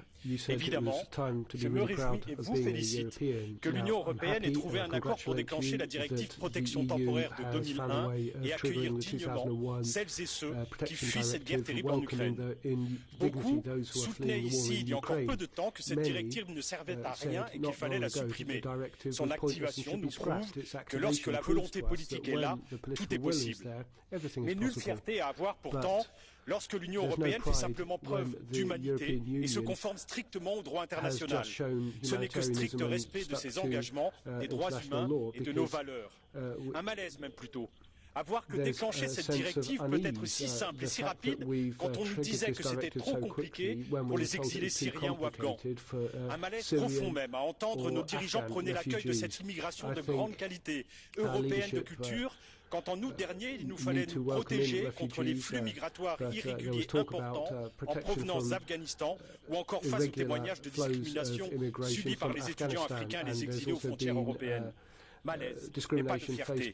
Nous pourrons être fiers d'être européens lorsqu'au-delà de la directive, nous aurons redéfini notre politique européenne en matière d'asile et d'immigration à la hauteur de nos valeurs pour protéger et accueillir dignement tous les exilés. Nos responsabilités en termes d'accueil et de protection ne s'arrêtent pas au conflit ukrainien. Là, et seulement là, la fierté l'emportera sur le malaise. Dankeschön. Als nächstes zu Wort gemeldet für 2 Minuten Nikolaus Fest. Ja, vielen Dank, Frau Präsidentin, Frau Johansson. Frau Klinkert, Sie hatten gesagt, die EU hätte schnell und effektiv gehandelt. Naja, sozusagen eine Richtlinie in Kraft setzen ist nicht gerade, was man unter schnell und effektiv handeln versteht. Schnell und effektiv gehandelt haben die Polen, die Rumänen, die Slowakei und vor allem auch Ungarn oder auch Ungarn, und zwar ohne die EU im Einzelnen zu fragen. Vor allem die Polen und die Ungarn waren bis gestern allerdings noch für die EU die kalten Rassisten, die angeblich kein Herz für Flüchtlinge hätten. Nun hat allein Polen 1,2 Millionen Flüchtlinge aufgenommen. Würden die USA so etwas Ähnliches tun, wären sie jetzt ungefähr bei 8 Millionen. Wann ist, das wäre eine entscheidende Frage, wann entschuldigt sich die EU-Kommission eigentlich für diese dauerhafte Verleumdung der Polen und der Ungarn? Irgendwann wird es ja jetzt mal Zeit. Richtig ist, ja, die Polen, Ungarn, Slowaken und Rumänen nehmen vor allem Frauen und Kinder auf. Die ukrainischen Männer verteidigen nämlich ihr Land. Und die ukrainischen Frauen und Kinder wollen auch gar kein langes Asyl. Meistens suchen sie nach Verwandten oder Freunden, bei denen sie unterkriechen können. Und sie wollen also auch keine staatlichen Leistungen. Und das, sehr verehrte Frau Johansson, ist ein fundamentaler Unterschied zu den sonstigen, vor allem den afrikanischen Migranten. Die sind meistens keine Flüchtlinge. der durch 30 friedliche Länder zieht, ist kein Flüchtling mehr, sondern es sind Sozialmigranten, die in die Sozialsysteme einwandern wollen. Und die wollen Länder wie Polen und Ungarn nicht und auch nicht die meisten anderen Länder. Die einzigen, die wollen, sind, glaube ich, Sie und die EU-Kommission. Diese Migranten blockieren jetzt leider in vielen Ländern die Aufnahmekapazitäten, besonders auch in Deutschland, auch in meiner Heimatstadt Berlin. Ja, Berlin muss jetzt neue Räumlichkeiten schaffen, findet sie aber nicht. Und warum ist das der Fall? Wegen Ihrer, Frau Johansson, verfehlten, irren, realitätsblinden Migrationspolitik. Daher mein Appell, hören Sie erstens mal auf mit der Verleumdung von Polen und Ungarn, hören Sie zweitens auf mit Ihrer unseligen Migrationspolitik und drittens, Frau Johansson, hören Sie am besten auch selber auf. Das wäre hier für das Haus Als nächstes zu Wort gemeldet ist der Herr Abgeordnete, und zwar für 1 Minute, Barrena Arsa Fernando. Bardzo dziękuję. W obecnej sytuacji zagrożenia naturalnym jest, że schronienia w Polsce szukają nie tylko obywatele Ukrainy, ale także licznie legalnie przebywający w Ukrainie obywatele praktycznie wszystkich państw świata, w tym studenci z Afryki, Bliskiego Wschodu, Azji, ale również Białorusi czy Rosji. Warto pamiętać, że jednym z najważniejszych narzędzi wykorzystywanych przez Rosję w trakcie agresji na Ukrainę jest manipulacja informacji. Polska jest otwarta na pomoc uchodźcom wszystkich narodowości, podkreślam, wszystkich narodowości, a doniesienia o dyskryminacyjnym traktowaniu przez polskie służby obywateli niektórych państw były weryfikowane na miejscu przez dyplomatów tych krajów i okazywały się fake newsami. W opinii przedstawicieli licznych krajów afrykańskich, w tym szefów placówek dyplomatycznych wspomagających swoich obywateli na granicy, wskazuje się na doskonałą pracę, profesjonalizm, poświęcenie polskich służb i Polaków zaangażowanych w niesienie pomocy uchodźcom. Przykładem mogą być podziękowania otrzymywane od przedstawicieli Angolii, Azerbejdżanu, Belgii, Egiptu, Iranu, Izraela, Kenii, Maroka, RPA, Sierra Leone, Jamajki, Syrii, Tanzanii czy Zambii. Dlatego mam gorącą prośbę do tych wszystkich Państwa, którzy z tego miejsca powielają rosyjskie kłamstwa. Don't be putting useful idiots. Dziękuję uprzejmie. Danke, Herr Abgeordneter Joachim Stanislav Brudziński, der nun gesprochen hat. Jetzt allerdings hat der Herr Abgeordnete Barrena Arsa Fernando das Wort. Bitte. Fernando, you have the floor. Gracias, presidenta, señorías. Los más de 2 millones de refugiados que han huido de Ucrania hasta la fecha necesitan nuestra ayuda y por eso damos la bienvenida a la Directiva de Protección Temporal, que da acceso a la residencia, a la educación y al mercado laboral de la Unión, tal y como llevábamos pidiendo desde el 2015. Esto refleja que cuando hay voluntad política, la Unión Europea es un lugar abierto a la gente que huye de la guerra y la persecución. En estos 13 días hemos acogido más refugiados que en la crisis migratoria del 2015. Hay una forma, por lo tanto, más humana de proceder que la del Pacto de Migración y Asilo de la Comisión Europea, que se limita a organizar devoluciones y reducir los derechos de quien finalmente llega a la Unión. Todos los solicitantes de asilo, sus derechos fundamentales deben ser respetados de igual manera independientemente de su nacionalidad y país de origen. Vengan de Ucrania o de Siria o de Afganistán, sean vecinos o no, sean cristianos o no, sean blancos o no, son personas que huyen de la guerra y del horror. Yo soy vasco de la nación que sufrió el bombardeo de Guernica y somos un país de acogida y en contra de la guerra, volcados siempre en la acogida de las personas refugiadas, siempre. Y por eso denunciamos la hipocresía de Polonia, que hace 2 meses cerró su frontera con Bielorrusia a refugiados afganos e iraquíes y los dejó morir de frío, mientras ahora sí, con buen criterio, hay que subrayar, acoge a los refugiados ucranianos. Es una actuación hipócrita y racista, no propia de un Estado europeo. Muchas gracias. And it's not worthy of a European state. Thank you. Dankeschön, aber ein Dankeschön gilt vor allem auch den Dolmetschern, die diese sehr schnell gesprochenen Worte so bravourös übersetzt haben. Als nächstes zu Wort gemeldet ist der Herr Abgeordnete Marton Njöngyösi für 1 Minute. Danke, Frau Präsidentin. Colleagues, shortly after the Russian aggression against the Ukraine, it became clear that Putin miscalculated himself. His nightmare has come true in at least 3 areas. A multi-ethnic, young and fragile Ukraine united in defiance against the Russian aggression and emerged as a strong nation state. a factious EU that was long ridiculed for not being able to speak a single voice on any foreign policy-related issue, united in defiance against the Russian aggressor. An EU that just weeks ago seemed desperately dependent on Russian energy, cut itself loose from Russian energy, and united in record time to impose sanctions on the Russian aggressor. Colleagues, we must move forward in our support for the Ukraine, impose harsher sanctions against Russia if necessary, step up diplomatic efforts to achieve ceasefire and peace, and learn from our mistakes, discard with unanimity in the Council for good on foreign policy-related issues, and create, finally, a common European army. Thank you. Dankeschön. Als nächstes zu Wort gemeldet ist der Herr Abgeordnete Siegfried Mureschan für 1 Minute 30. Bitte sehr. Danke, Frau Präsidentin. Thank you. Commissioner, thank you very much for all the initiatives which you undertook in recent weeks, including the visit to my home country, to Romania, to the border, and all of the support that you and the European Commission are providing to Ukrainian people in need, but also to local authorities, to volunteers, to NGOs, to governments who are trying to help Ukrainian people in need. Dear colleagues, now we need to make the European Union visible. People in our home countries, people in host communities need to see that the European Union stands by their side and helps. I am particularly grateful that we are having this debate today, especially on the situation of refugees, because yes, the war in Ukraine has many implications, but people first. We need to talk about refugees. We need to find solutions for them. It is women and children who are waiting for hours in cold, in bad weather conditions to enter the European Union, to exit Ukraine safely. We need to provide all we can in terms of support immediately. We need to understand that this is the beginning, it is not the end. We need to put in place good infrastructure, good structures which can care for the people for months if needed.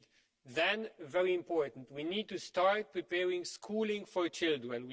We know from the previous migration and refugee crisis that it takes months to organize teachers, books and proper conditions for children to learn in schools. This is essential. Only an educated child has a chance to find a job and to reduce the risk of radicalization in the end.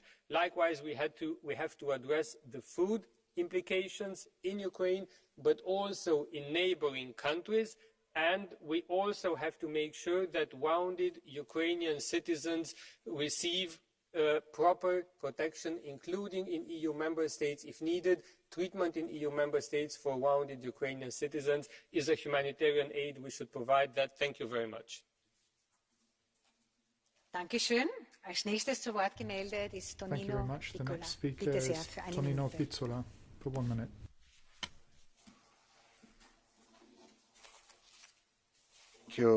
Thank you, Madam Chair, Mr. Commissioner. Each new day of Russian invasion brings more suffering to Ukrainians. Humanitarian situation is deteriorating. Almost 2 million people, mostly women and children, have left the country, but expectations are even more grim. I would like, from Croatian war experience, to point out that internally displaced people within Ukraine, who are not included in these statistics, also need protection and assistance. In less than 2 weeks, numerous attacks on civilian infrastructure, schools and hospitals took place, jeopardizing the most vulnerable groups. Moreover, attempts to organize humanitarian corridors where civilians seek a way out of the war hell have failed due to Russian shelling and blockades. But the suffering of Ukrainians caused a tsunami of solidarity in the EU. The activation of temporary protection directive hopefully can turn the tide. It may eventually create momentum to be used for long-awaited adoption of Asylum and Migration Pact. Thank you. Paldies. Nākamais vārds Thun un Hohenstein. Thank you, Chair. The next speaker is Rosa Thun and Hohenstein for 1 minute. There you go. When I was leaving for Strasbourg, I left at home with my mother and with my husband 11 Ukrainian refugees, mothers and children. They speak Russian, they are from eastern Ukraine, and they are bombarded by Russians. They are traumatized, they are tired. They believe that they can return home or to what was their home in a few weeks. And there are more and more and more refugees coming. They asked me to thank you all, and via you, to the citizens of Europe, for your support, solidarity, and involvement. I believe and I do hope that more and more people will understand that there are no better and worse wars, better and worse refugees. I am thinking here about those who are dying in the cold forests at the Belarusian-Polish border. We must not forget them now as we think about crimes that Putin commits in Ukraine. We have shown our unity and potential in these last days. I trust that we can do more and that we shall do more to save lives and guarantee peace. Thank you very much. Thank you. The next speaker on the list is Terry Reintke. For 1 minute. You have the floor. Dear colleagues, yesterday I arrived at the main station in Berlin, and when I walked up the stairs, just like in so many other places in Europe right now, I could already see the stalls, the info desk, and the many, many volunteers in their neon vests who were welcoming refugees there. And I could see the people, many of them loaded with bags, a lot of children indeed, who had arrived, with tired faces, exhausted from a long journey, anxious and worried. And I thought to myself, is it not that in these tired and exhausted faces, we can actually see the meaning of this union? In these faces, and I want to see it very clearly, no matter whether their skin is white, brown or black, no matter whether their gender actually matches the markers in their documents. In these faces, the promises of this union are reflected. Because this union was built to create peace. This union was built to defend humanity, freedom and democracy. And this union was built to defend the rule of law against the law of the ruler. Let us live up to these promises. We have failed so many people before. Let us not fail again, not now and not in the future. Thank you. Thank you. Next speaker, Mrs. Sardoni, 2 minutes.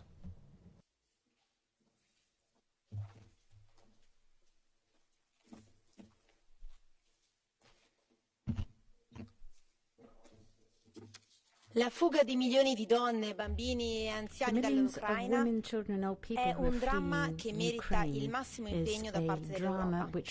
Dobbiamo essere concentrati nell'accoglienza e nel sostegno dei profughi ucraini. Secondo l'UNICEF, 1 milione di bambini è già scappato in queste settimane.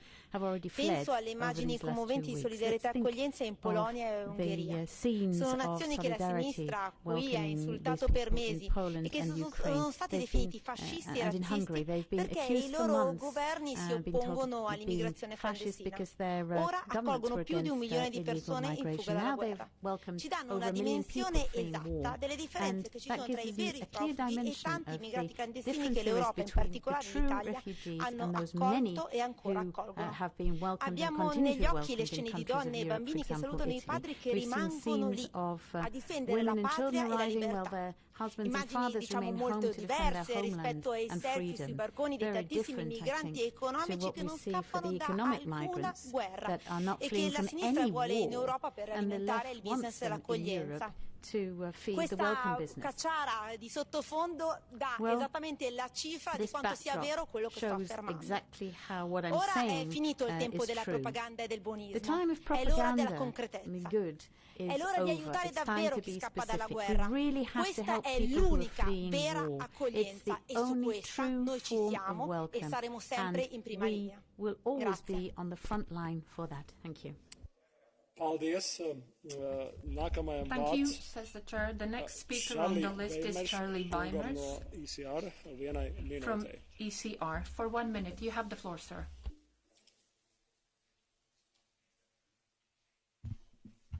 Thank you, Mr. President. The Kremlin's useful idiots are historically found on the left. It saddens me that some on the right have become infatuated with Putin's pretend conservatism. All conservatives should know that Putin is not a traditionalist bulwark standing up against the weak, woke West. Putin has built a morally bankrupt system. Systematic bribes, corruption, killings, stealing, lies, and now sending Russia's youth to die while killing their Slavic brethren. Is Putin defending Christendom by using fanatical Chechen Islamists and Syrian mercenaries in Ukraine? Forcing 1.5 million people away from their motherland and tearing families apart? Is that in line with family values and respect for the love of one's home? What about love thy neighbor? Is cluster bombing residential areas compatible with the commandment, thou shalt not kill? Wake up. Imperialism is the antithesis to free nations. Thank you. Thank you, says the chair. The next speaker on the list is Claire Daly. For 1 minute. You have the floor, madam. Thanks very much, President. I wholeheartedly welcome the EU's unprecedented provision of immediate protection for Ukrainian refugees fleeing this devastating war. This rightfully respects our mandate to protect fundamental rights of those entering our territories. And it's heartening to see the outpouring of support and solidarity for every point of the EU. But how do we explain that solidarity with, for example, in Poland less than 3 months ago, the fact that 19 people perished from cold on our borders, met with barbed wire and water cannon? How do we explain that solidarity with the fact that there are Afghan refugees in Greek jails charged with people smuggling? Or there are people beaten back from the borders of Croatia in appalling circumstances, sodomised and robbed? How can this be the same European Union? It's because our society, our media and our politicians portray some refugees as more human than others based on their origin and their race. We have to ensure a consistent, non-discriminatory application of international asylum law. Everybody has the right to the highest international standards. I hope this is a turning point. Thank you, says the chair. The next speaker is Jörg Meuthen for 1 minute. You have the floor, sir. Herr Präsident, werte Kollegen! Ich denke, wir sind alle noch immer zutiefst schockiert von der russischen Invasion in der Ukraine. Wir alle haben einen solchen Angriffskrieg mitten in Europa nicht mehr für möglich gehalten. Umso wichtiger ist es, dass wir jetzt in diesem Schock nicht verharren, sondern entschlossen den Notleidenden dieses Krieges helfen. All jenen, die in den vergangenen Jahren Wirtschaftsmigranten fälschlicherweise als Flüchtlinge bezeichnet haben, auch hier in diesem Hause sage ich, schauen Sie genau hin. Schauen Sie auf die Frauen und Kinder, die jetzt zu uns kommen, die vor den Raketen und Granaten um ihr Leben fliehen. Das sind Flüchtlinge. Ihnen gilt es unverzüglich und unbürokratisch Asyl zu gewähren. Polen, Ungarn, die Slowakei und andere leisten gerade Großartiges in dieser humanitären Krise. Als Deutscher sage ich, Ihnen gilt unser aufrichtiger Dank und mehr noch unsere volle Solidarität. Es ist selbstverständlich, dass wir unsere Partner nicht im Stich lassen und bei der Aufnahme und Versorgung der Geflüchteten aus der Ukraine mit allen Mitteln helfen. Dies ist die Stunde der Humanität und des Zusammenhalts in Europa. Vielen Dank. Thank you. The next speaker is Radoslav Sikorski for 1.5 minutes. You have the floor, sir. Panie Marszałku, Wysoka Izbo, Międzynarodowy Dzień Kobiet chciałbym pozdrowić wszystkie nasze panie, te na tej sali, te nas słuchające, ale szczególnie kobiety na Ukrainie, te pod bombardowaniami, te na froncie i te, które biorąc swoje dzieci z sobą, wyjechały z Ukrainy po to, żeby ich mężowie mogli walczyć o wolność swojego kraju. Popieram też apel pierwszej damy Polski, która zaapelowała do kobiet rosyjskich, aby to one spróbowały zapobiec, przerwać tą wojnę. Wiemy, jakie drakońskie są kary w Rosji za nawet słowo wojna, ale rosyjskie matki mogą się upomnieć, zapytać o los swoich rosyjskich synów, żołnierzy. To jeszcze wojna. Dumny jestem z tego, jak Polacy zaopiekowali się milionem Ukraińców w naszym kraju. Polacy, samorządy, także polski rząd. Mam apel do Unii Europejskiej, aby pieniędzy, które są potrzebne na integrację tych uchodźców, nie wiązać z praworządnością, bo czas jest najważniejszy w tej chwili. Ale mam też apel do polskiej partii rządzącej. Wojna, którą Putin rozpętał na Ukrainie, nie powinna być pretekstem do szukania bezkarności za wasze złodziejstwa w czasie pandemii. Wojna to też czas, aby odstąpić od represjonowania polskich sędziów. To nie jest priorytetem. Priorytetem jest uzyskanie 700 miliardów złotych na modernizację Polski, także modernizację polskiej energetyki. Skończcie wojenkę z Unią Europejską. Zajmijmy się wojną z Putinem. Next speaker is Maria Arena. For 1 minute. You have the floor, madam. Merci, Monsieur le Président. Face à l'horreur de la guerre menée par Poutine en Ukraine et les millions de réfugiés ukrainiens, on ne peut que se féliciter de la décision d'activer la protection subsidiaire, la protection temporaire.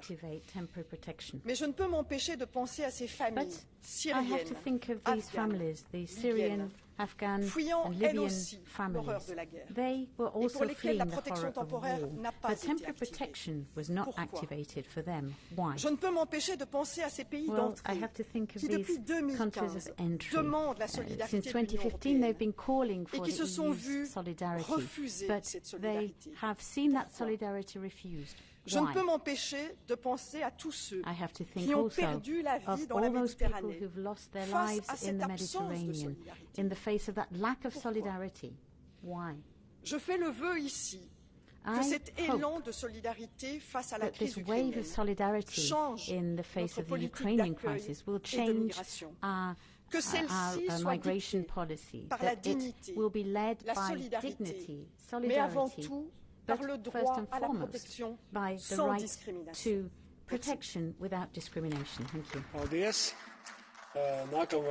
Thank you. The next. Suur tänu, järgmine kõneleja. You have the floor, sir. Verehrter Herr Präsident, Kolleginnen und Kollegen! Angesichts des Angriffskriegs von Putin gegen die Ukraine reagiert die Europäische Union mit Solidarität. Es ist richtig, dass wir jetzt die Richtlinie für den temporären Schutz aktivieren. Als Europäer öffnen wir unser Haus Europa und unsere Herzen und heißen die Flüchtlinge, die aus der Ukraine fliehen müssen, bei uns willkommen. Es ist jetzt richtig, dass wir sofortige Hilfe leisten. Es braucht allerdings Unterstützung für die Staaten, die die Erstaufnahme organisieren. Ich bin der festen Überzeugung, dass wir von EASO und anderen Agenturen die Unterstützung senden müssen nach Polen, nach Ungarn, nach Rumänien und in die anderen Länder und dass wir am Ende wahrscheinlich auch einen Mechanismus brauchen für die Verteilung der Flüchtlinge, zumindest wenn der Strom nicht abreißt. Es ist ja so, dass die TPD auch sagt, dass eine Arbeitsaufnahme möglich ist. Und ich möchte die Mitgliedstaaten darum bitten, dafür zu sorgen, dass dies auch tatsächlich geschieht, dass Kinder beschult werden, dass Studenten ihr Studium fortsetzen können. Meine Damen und Herren, wir alle wissen nicht, wie lange dieser Krieg dauert. Wir hoffen, dass er bald zu Ende ist, aber wir wissen nicht, wie lange er dauert. Und deswegen müssen wir heute alles dafür tun, dass die Menschen, die zu uns fliehen, bei uns ein Zuhause finden. Vielen Dank. Thank you. The next speaker is Ms. Alice Kuhnke for 1 minute. You have the floor, madam. Herr talman. President.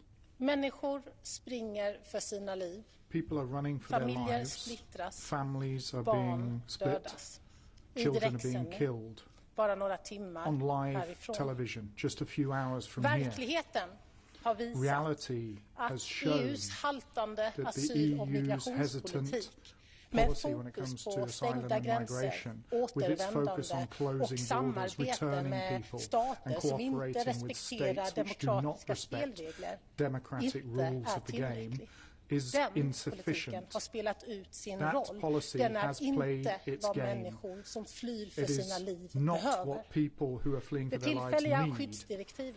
The Temporary Protection Directive, therefore, is extremely welcome, but more is needed. EU är världens mest fria och mest välbärgade region. Vi har en skyldighet och ett ansvar att praktisera solidaritet med Ukrainas befolkning. Vi måste också ge skydd till dem som flyr krig och terror, oavsett nationalitet, oavsett bakgrund. Vi får aldrig normalisera och aldrig acceptera rasismen. Thank you. Paldies. Nākamajam vārds Patrik Jaki kungam. The next speaker on the list is Mr. Patrik Jaki. You have the floor for 1 minute, sir. Here you go. Dziękuję, panie przewodniczący. Otóż Putin nie jest w stanie prowadzić żadnej wojny bez pieniędzy. Polska ostrzegała was, że jeżeli Unia uzależni się od Rosji, ona wykorzysta te pieniądze w złym celu. I zamiast wstrzymać deal z Putinem, wy co robiliście? Szliście się na Polsce. Policzyłem. 41 debat i rezolucji uderzających w Polskę w tej kadencji. Między innymi za co? Za nieprzyjmowanie uchodźców. I co dzisiaj powiecie?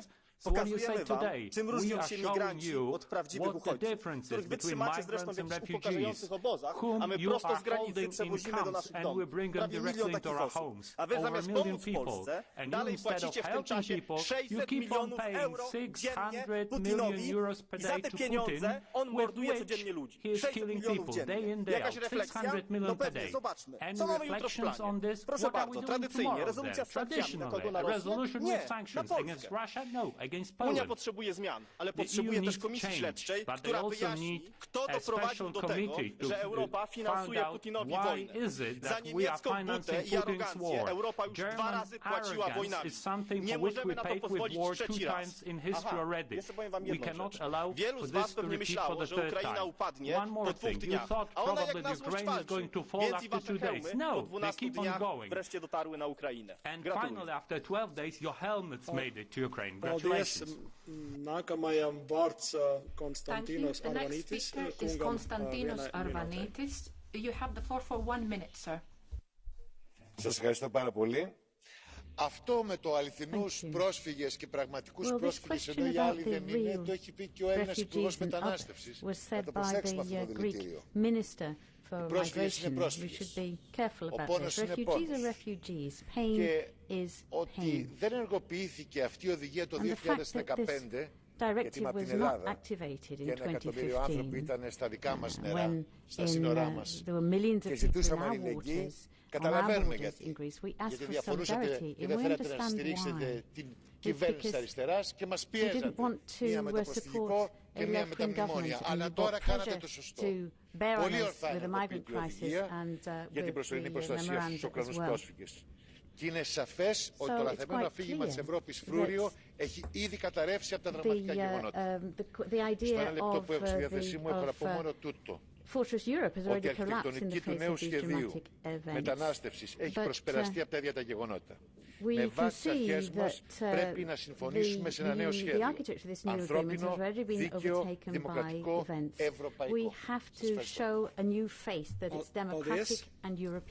Nākamajam vārds Kostas Papadakis. The next speaker is Kostas Papadakis. You have the floor for 1 minute, sir. Η απαράδεκτη ρώσικη εισβολή στην Ουκρανία στη βάση του υπεριαλιστικού ανταγωνισμού της με Ηνωμένες Πολιτείες, ΝΑΤΟ και Ευρωπαϊκή Ένωση οδηγούν μεταξύ άλλων σήμερα στην προσφυγιά εκατομμύρια ανθρώπους με τραγικές συνέπειες. Προηγούμενα πάνω από 10 εκατομμύρια Ουκρανοί μετανάστες είχαν αναγκαστεί να εγκαταλείψουν τη χώρα τους μετά τη διάλυση της Σοβιετικής Ένωσης, αφού διαπίστωσαν από πρώτο χέρι ότι η ανεργία, η φτώχεια είναι συνώνυμο του καπιταλισμού και όχι του σοσιαλισμού, όπως ισχυρίζονταν η Ουκρανική αστική τάξη Ευρωπαϊκή Ένωση είπα και το ΝΑΤΟ. Ευρωπαϊκή Ένωση και αστικές τάξεις των κρατών μελών είναι εκτεθειμένες πολλαπλά στο προσφυγικό. Και γιατί στους πρόσφυγες, για παράδειγμα από τη Συρία, το Αφγανιστάν, το Ιράκ, επιφυλάσσουν καταστολή, απελάσεις, επαναπροωθήσεις, υπερδομές φυλακές, ενώ στην περίπτωση των Ουκρανών προσφύγων επικρατεί το κριτήριο του ευκολότερα ενσωματώσιμου φτηνού ευέλικτου δυναμικού για τα επιχειρηματικά κέρδη, μεταξύ άλλων και στην ελληνική τουριστική βιομηχανία. Η άλλη όψη της ίδιας καπιταλιστικής βαρβαρότητας. Αλληλεγγύη λοιπόν σε όλους τους Ουκρανούς πρόσφυγες, συμπεριλαμβανομένων των ρωσόφωνων για ουσιαστική στήριξη, υποδοχή σε ανθρώπινες συνθήκες με διασφάλιση των δικαιωμάτων τους σε άσυλο, υγεία, παιδεία και εργασία.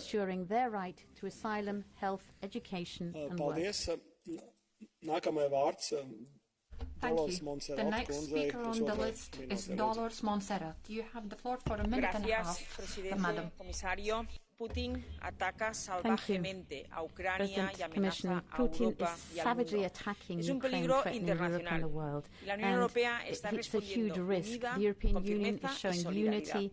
Hoy quiero pedirles que pensemos en los refugiados y sobre todo en los niños, el tesoro más preciado para una familia. Soy española y mi país es uno de los que más niños de Chernóbil acoge desde hace años para ayudarles a mejorar su salud por los efectos del accidente nuclear del 86. Y no podemos abandonarles. Soy madre de un niño de 11 años y no me puedo imaginar el dolor que sufren los padres al ver en los ojos de sus hijos el miedo por culpa del terror de un tirano. Hay muchos niños con cáncer en Ucrania que por culpa de la guerra ven peligrar aún más su vida al no poder recibir medicamentos ni tratamientos. Pido a la Comisión y al Consejo que apueste por la iniciativa que estamos coordinando los miembros de este Parlamento de la Comisión BECA para enviar medicamentos a Ucrania, trasladar a los niños con cáncer a hospitales europeos y garantizar la financiación de estos tratamientos. Pedimos corredores seguros hacia la Unión Europea, hacia la libertad y no madrigueras diseñadas por Putin. Me acuerdo de todos los padres y especialmente hoy de las madres en el Día de la Mujer, de esas mujeres ucranianas que se han quedado para defender el mejor país para sus hijos y las que decidieron irse para protegerles de los ataques, todas valientes. Aquí estamos para proteger vidas, defender la libertad y construir la mejor Unión Europea. Muchas gracias. Paldies. Nākamajam vārds Juan Fernando López Aguilar kungam. Juan Fernando López Aguilar, for 1 minute. You have the floor, sir.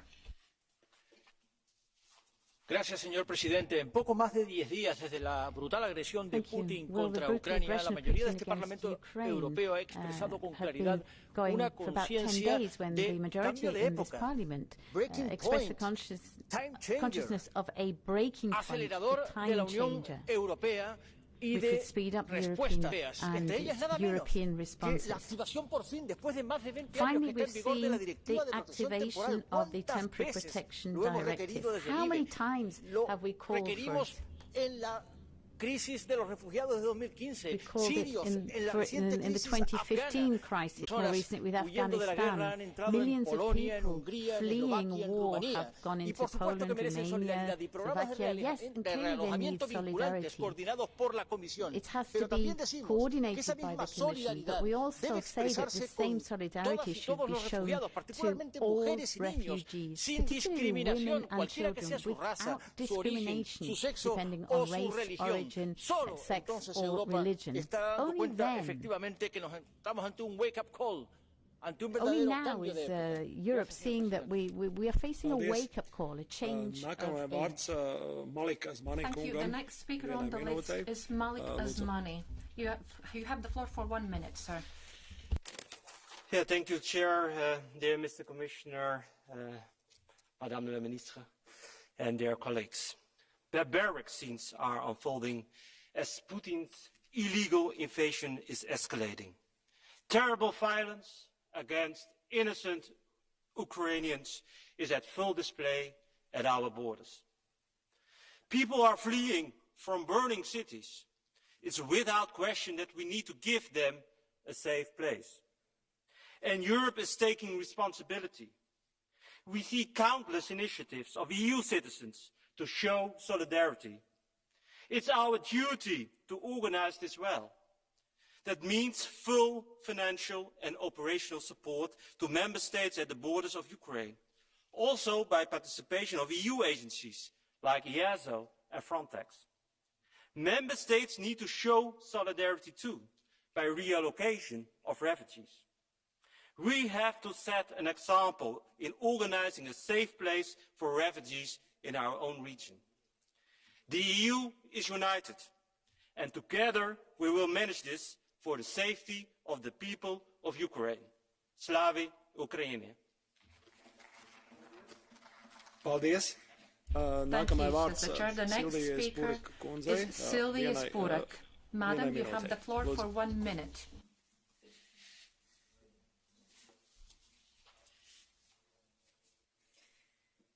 Dziękuję Eli, która przyjęła do swojego mieszkania rodzinę z Ukrainy. Welcomed a family from Ukraine at her flat. I'd like to thank Kasia, who goes to the train station every day and brings sandwiches for all the refugees, men and women. I'd like to thank Anna, who brought the necessary things to the border and brought a woman with a child from the border. I'd like to thank Susanna, who brings food and medicines for animals to the border every day.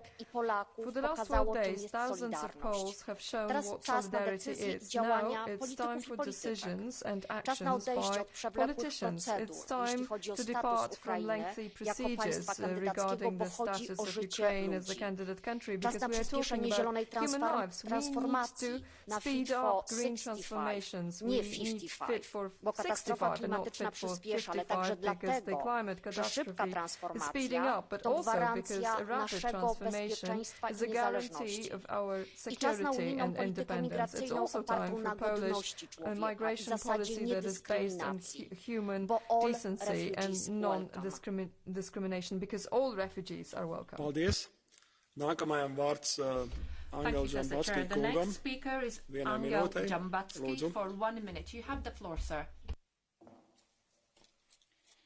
Благодаря, уважаеми господин председателю. Моля ви да следите за реда в залата и когато има хора, които го нарушават, да взимате отношение. Това се случи, когато говореше колегата Яки. От залата имаше нарушение на реда, вие не взехте отношение. Моля да го правите. Сега по темата.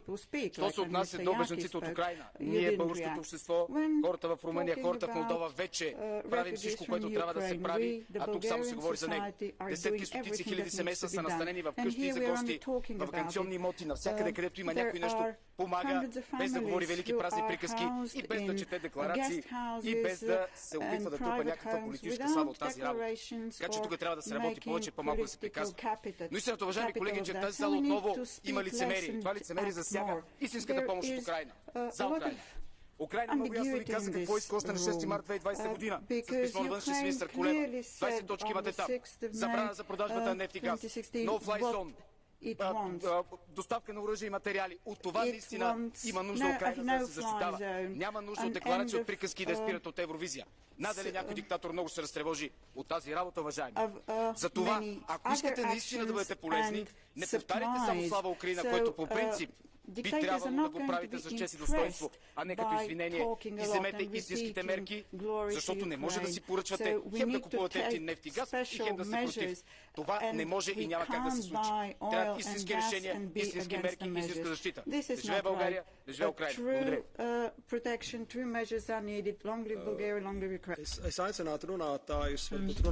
I would ask the speakers to speak a bit slower so that the interpreters can manage to interpret you. The next speaker is Malin Björk. Madam, you have the floor for 1 minute.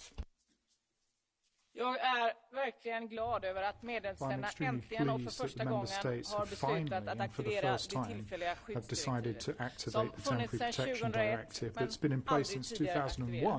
Det är trygghet och skydd för alla de som måste lämna allt. För alla de som nu tvingas fly Ukraina på grund av Putins attack. Jag är lättad för varje ukrainsk flykting som får skydd. Och jag är också glad för att detta visar att det går att ta emot flyktingar i EU. Tillsammans och dela på ansvaret för ett värdigt mottagande. Det har vi i vänstern sagt länge nu. Det är detta vi måste ta med oss. That's what we have to understand from this. We need to extend this so that the right to protection and the shared responsibility should apply to all of those who are fleeing war and persecution, whether they come from Ukraine, Syria, Afghanistan, Eritrea, or some other country. Vi ska inte ha, som den svenska och europeiska högern krävt, flyktingstopp, flyktingfängelser och like the right wing in Sweden and the EU have been demanding that we should have a system where we're not sure about what's going on the borders. We should share the responsibility for a dignified reception. That's what our Europe is about. Thank you, Sister The next speaker, Balázs Hidvegi. Sir, you have the floor for 1 minute. Thank you, President. Dear colleagues, for years we've been listening in this House to the false accusations that Hungary was not helping those in need. The tragic consequences of the current war in Ukraine clearly prove those accusations wrong. They were nothing but malicious lies. Hungary does help refugees who are now fleeing our neighboring Ukraine from this terrible war. The whole country has moved as one to provide care, accommodation, all kinds of assistance. And I salute all those who take part in this effort. We can witness exemplary unity and helpfulness. Just like Commissioner Síguenos also saluted and thanked the people when he visited the border just a few days ago. I thank Commissioner for that. However, instead of focusing on how best to support the frontline states, the left in this House and the EPP want to pass a resolution just tomorrow that would demand the freezing of European funds to Poland and to Hungary. Even at a time of a crisis of this magnitude, they cannot stop their usual ideological witch hunt.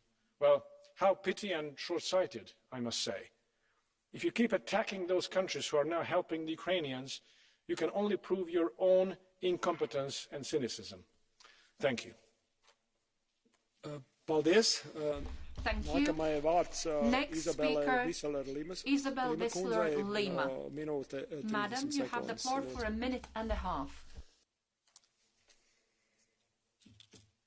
Les images des corps allongés sans vie sont insoutenables. Femmes, hommes et enfants qui pensaient pouvoir fuir l'horreur dans laquelle ils se sont enfermés depuis des jours se voient pris au piège des balles russes.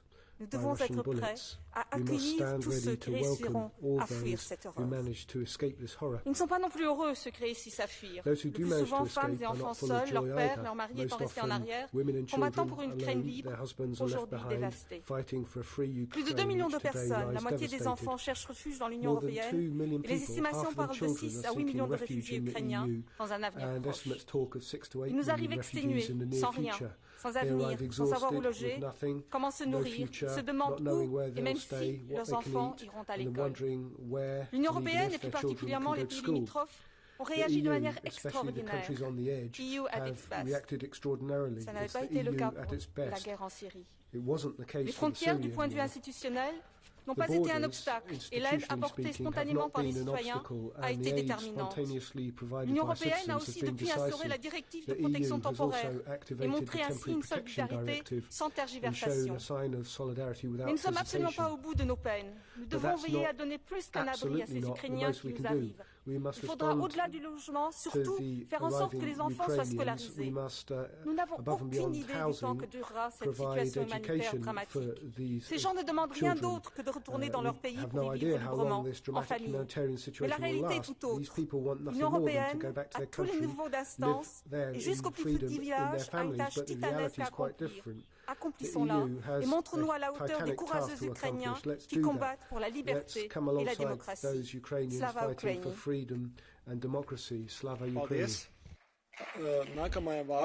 Thank you. The next speaker, Jozef Olekas. Sir, you have the floor for 1 minute.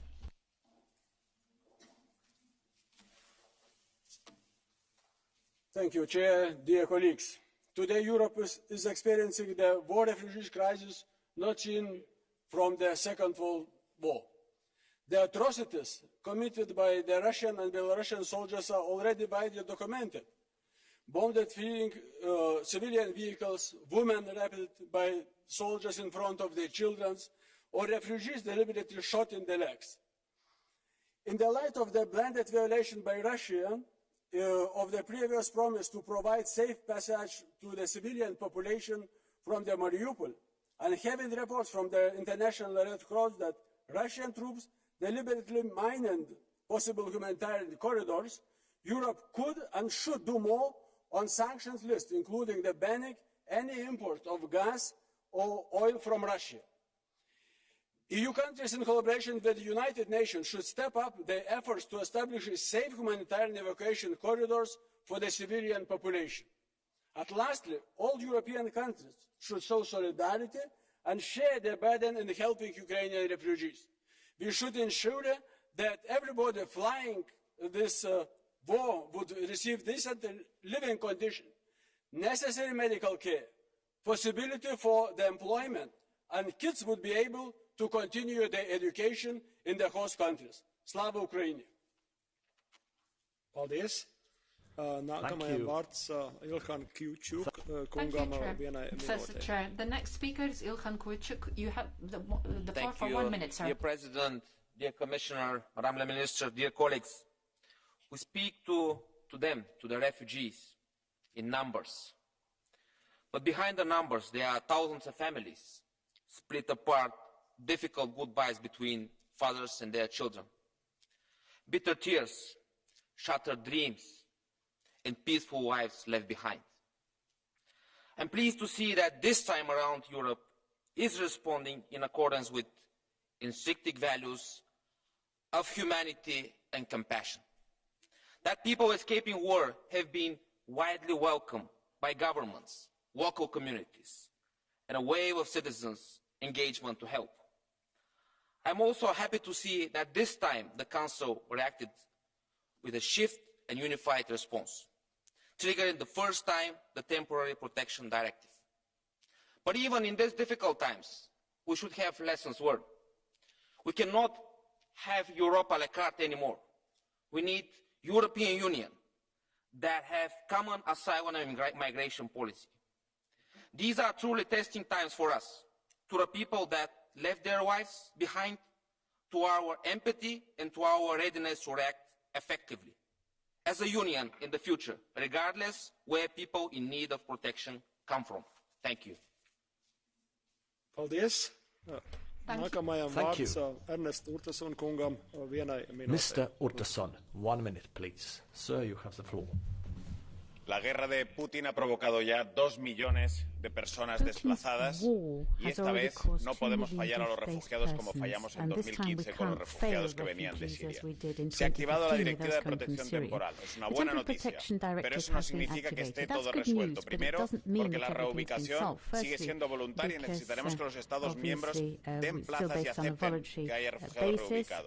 Y segundo, porque en la aplicación, a mi parecer, se ha aplicado una discriminación desde mi punto de vista inaceptable, porque aquellos refugiados que no tengan nacionalidad ucraniana, en algunos casos los Estados miembros podrán aplicarles una protección inferior, cosa francamente que cuando estamos hablando de personas que huyen de la guerra no es de ninguna manera tolerable. Así que yo creo que lo que hay que pedir a los Estados miembros es, primero, ofrezcan plazas, movilícense, segundo, de ninguna manera apliquen protecciones distintas entre personas que huyen de la guerra en función de su nacionalidad. Y finalmente, como decía la colega María Arena, no olvidemos que hay miles y miles de refugiados en todo el mundo a quien no estamos dando la posibilidad de esa protección como estamos dando a los ucranianos. Creo que la decisión que tomemos con los ucranianos también debe ser aplicada a personas que huyen de la guerra en otras partes del mundo. Muchísimas gracias. Nākamajam vārds Vincenzo Sofo. Next speaker, Vincenzo Sofo. 1 minute, please. Sir, you have the floor. Alle porte d'Europa milioni di donne e bambini in fuga dalla guerra ci chiedono riparo in attesa di riabbracciare i propri uomini rimasti al fronte. Un dramma che ci mostra chi sia davvero un rifugiato, concetto troppo spesso strumentalizzato per favorire il business dell'immigrazione clandestina. A queste persone abbiamo il dovere di dare aiuto, ma abbiamo un sistema di accoglienza al collasso a causa dell'esorbitante immigrazione illegale che solo nel 2021 ha portato in Europa 200.000 clandestini. metà dei quali arrivati in Italia. Urge fermare subito questi flussi indiscriminati, proteggere le nostre frontiere, rimpatriare chi è arrivato illegalmente per concentrare così il nostro sistema di accoglienza su vere crisi umanitarie come quelle in corso. Urge strutturare questa accoglienza secondo una logica di prossimità per consentire agli ucraini in fuga di essere il più vicino possibile ai propri cari rimasti a combattere e di non farsi sradicare dalla terra che amano. Urge soprattutto impegnarci diplomaticamente allo stremo affinché questa guerra cessi al più presto. Altrimenti non avremo fatto altro che trasformare il popolo ucraino in una nuova massa di disperati da sommare ai milioni di poveri senza speranza, immigrati e non, già accatastati nelle periferie d'Europa. Grazie.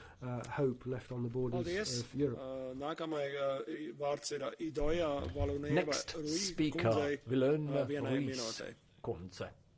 Mrs.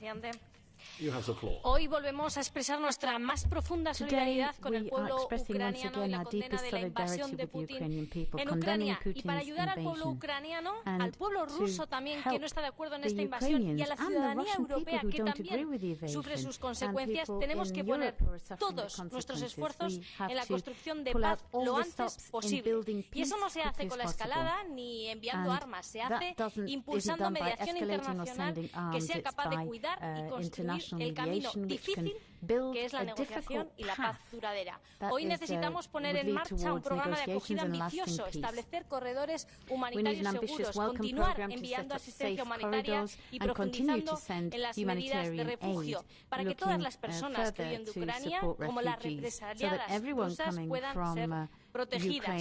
Hoy vemos que cuando hay voluntad, Europa protege. La puesta en marcha de la Directiva de Protección Temporal en Ucrania debe ser norma en los conflictos. Pero necesitamos más. Reformar el sistema europeo común de asilo y crear un sistema y agencia común de refugio basada en derechos humanos. No queremos más violaciones de derechos en Ucrania, como tampoco queremos más violaciones de Frontex, ni más Morias, ni más centros en recursos en frontera sur como Canarias. Todas las vidas importan. The Canary Islands, because every single life counts. Thank you. Thank you. Next speaker, Mrs. Glavak. A minute and a half, please. Thank you, Chair. Poštovana povjerenice, kolegice I kolege, više od 2 milijuna civila protjerano iz Ukrajine zbog ruske invazije. Zamislite sliku, 2 milijuna ljudi znači jedan Pariz. Ovog trenutka Pariz je prazan. To su slike tih ljudi koji traže svoj novi dom. Procjene su Europske unije kako bi moglo više od 4 milijuna ljudi nastojati skloniti se od ruskih razaranja u Ukrajini. Neki kažu i više. Zahvaljujem svim našim prijateljima u Poljskoj, Mađarskoj, Moldovi, Slovačkoj I Rumunjskoj koji podnose najveći teret prihvata izbjeglica. Zahvaljujem I mojim Hrvatima na tome. Europska unija mora žurno aktivirati sve svoje mehanizme kako bi se tim državama osigurala materijalna I logistička pomoć u ovoj izvanrednoj situaciji. Moramo već sada razmišljati na koji način odgovoriti I osigurati da se izbjeglice iz Ukrajine integriraju u tržište rada, da je nastavak svih razina obrazovanja nužan za one najranjivije, djecu I mlade. Do danas smo u Hrvatskoj primili više od 2600 ukrajinskih izbjeglica I spremni smo organizirati ne samo smještaj, nego pomoć I školovanje na njihovom jeziku. Tijekom Domovinskog rata u Republici Hrvatskoj I ratu u Bosni I Hercegovini, moja je zemlja primila oko milijun prognanika I izbjeglica s ratom pogođenih područja. Mi znamo što znači patnja, strah I neizvjesnost.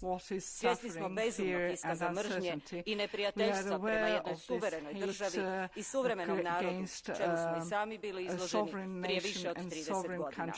Kolegice I kolege, sućut I empatija da. No svatko od 2 milijarde ljudi ima ime I prezime I njihove su oči uprte u nas I naše postupke. Stoga je vrijeme da Europska unija pokaže svoju solidarnost I odgovori na ovaj izazov u duhu europskih vrijednosti. Hvala lijepa. Thank you. Paldies. Es aicinātu kolēģis tomēr ievērot saprātīgu laiku, kas jums ir atvēlēts, un varbūt mazliet nedaudz tikai vairāk. Nākamajā vārds Pietro Bartolo kungam Next speaker, Mr. Bartolo. Sir, you have the floor. Grazie, Presidente. Non eravamo pronti ad un nuovo conflitto alle porte di casa nostra, non eravamo preparati ad affrontare le conseguenze di un'aggressione brutale, di attacchi indiscriminati nei confronti di civili, inclusi bambini, tanti bambini. Non eravamo preparati nemmeno ad accogliere milioni di persone in fuga. Ma questa volta almeno l'Unione sta dando prova di unità e solidarietà. Paesi tradizionalmente contrari all'accoglienza oggi hanno aperto le proprie porte. Quello che vorrei è che non ci fossero discriminazioni e che quelle porte rimanessero aperte per chiunque chieda protezione. Questo è il momento di una svolta. Partiamo da questa unità che siamo riusciti a creare per riformare finalmente il nostro sistema di asilo, per creare un sistema in grado di resistere anche alle crisi presenti e future. Oggi proprio quei paesi che fino a ieri non volevano accogliere chiedono solidarietà ed è giusto che la ricevono perché le responsabilità devono essere condivise. E riprendo le parole della commissaria Johansson che ribadisco, siamo tutti, e dico tutti, bianchi, neri, gialli, cristiani, musulmani, siamo tutti esseri umani da qualsiasi parte del mondo essi provengono. Grazie. Paldies. Nākamais vārds Valerija Aie, kundzei vienai minūtei. Aie. Mrs. Aie, 1 minute, please. Merci, Monsieur le Président. Thank you, President. Madame la Ministre, Minister, Madame la Commissaire, chers collègues. Madam Commissioner, ladies and gentlemen, débarrassée de la barbarie we thought à Europe jamais. had consigned Nous barbarism étions to sortis history. de 2 guerres mondiales avec We had confiance. exited from Plus 2 jamais world ça. wars with confidence. Plus Never jamais les again. bruits de bottes à nos Never frontières. again the sound of Plus jamais les jackboots on our chars borders. envahissant un pays Never européen. again tanks Plus invading jamais a les European familles country. déplacées à Never cause des again bombardements. families displaced because La of paix, elle n'est jamais bombardments. acquise. Même sur notre Peace can continent, never be pourtant meurtri taken for par les pires granted, even atrocités. on our continent, savaged À by l'heure où the je vous worst parle, atrocities. le respect des At droits this very humains est de nouveau moment, the piétiné, respect sans honte, of human par des rights militaires qui is being bloquent les trampled couloirs shamelessly humanitaires. once again underfoot by Chers soldiers who are collègues, blocking nous assistons à une humanitarian guerre colleagues. sale. Une guerre que les Ukrainiens We're paient de leur vie. experiencing a dirty Par war l'envoi de that's missiles, costing par la Ukrainians their propagande, life. par les cyberattaques. A war from Vladimir Vladimir Poutine s'attaque Putin à un who's peuple attacking pacifique, not just mais a aussi à people nos but our valeurs et à nos our démocraties values, européennes. not just C'est our pourquoi, values but democratic c'est pourquoi European pardon, values. tant que la Russie ne And sera this pas is défaite, why nous devrons until accueillir tous ceux qui sont victimes des Russia crimes is de Vladimir defeated, Poutine. we will have to Chers welcome amis those who are d'Ukraine, victims nos of the portes crimes vous of sont ouvertes. Vladimir N'en Putin. doutez jamais. Dear friends of Ukraine, our doors are open forever. Paldies. Nākamajam vārds Damiana Buzelager. Next speaker, Mr. Buzelager. 1 minute, please.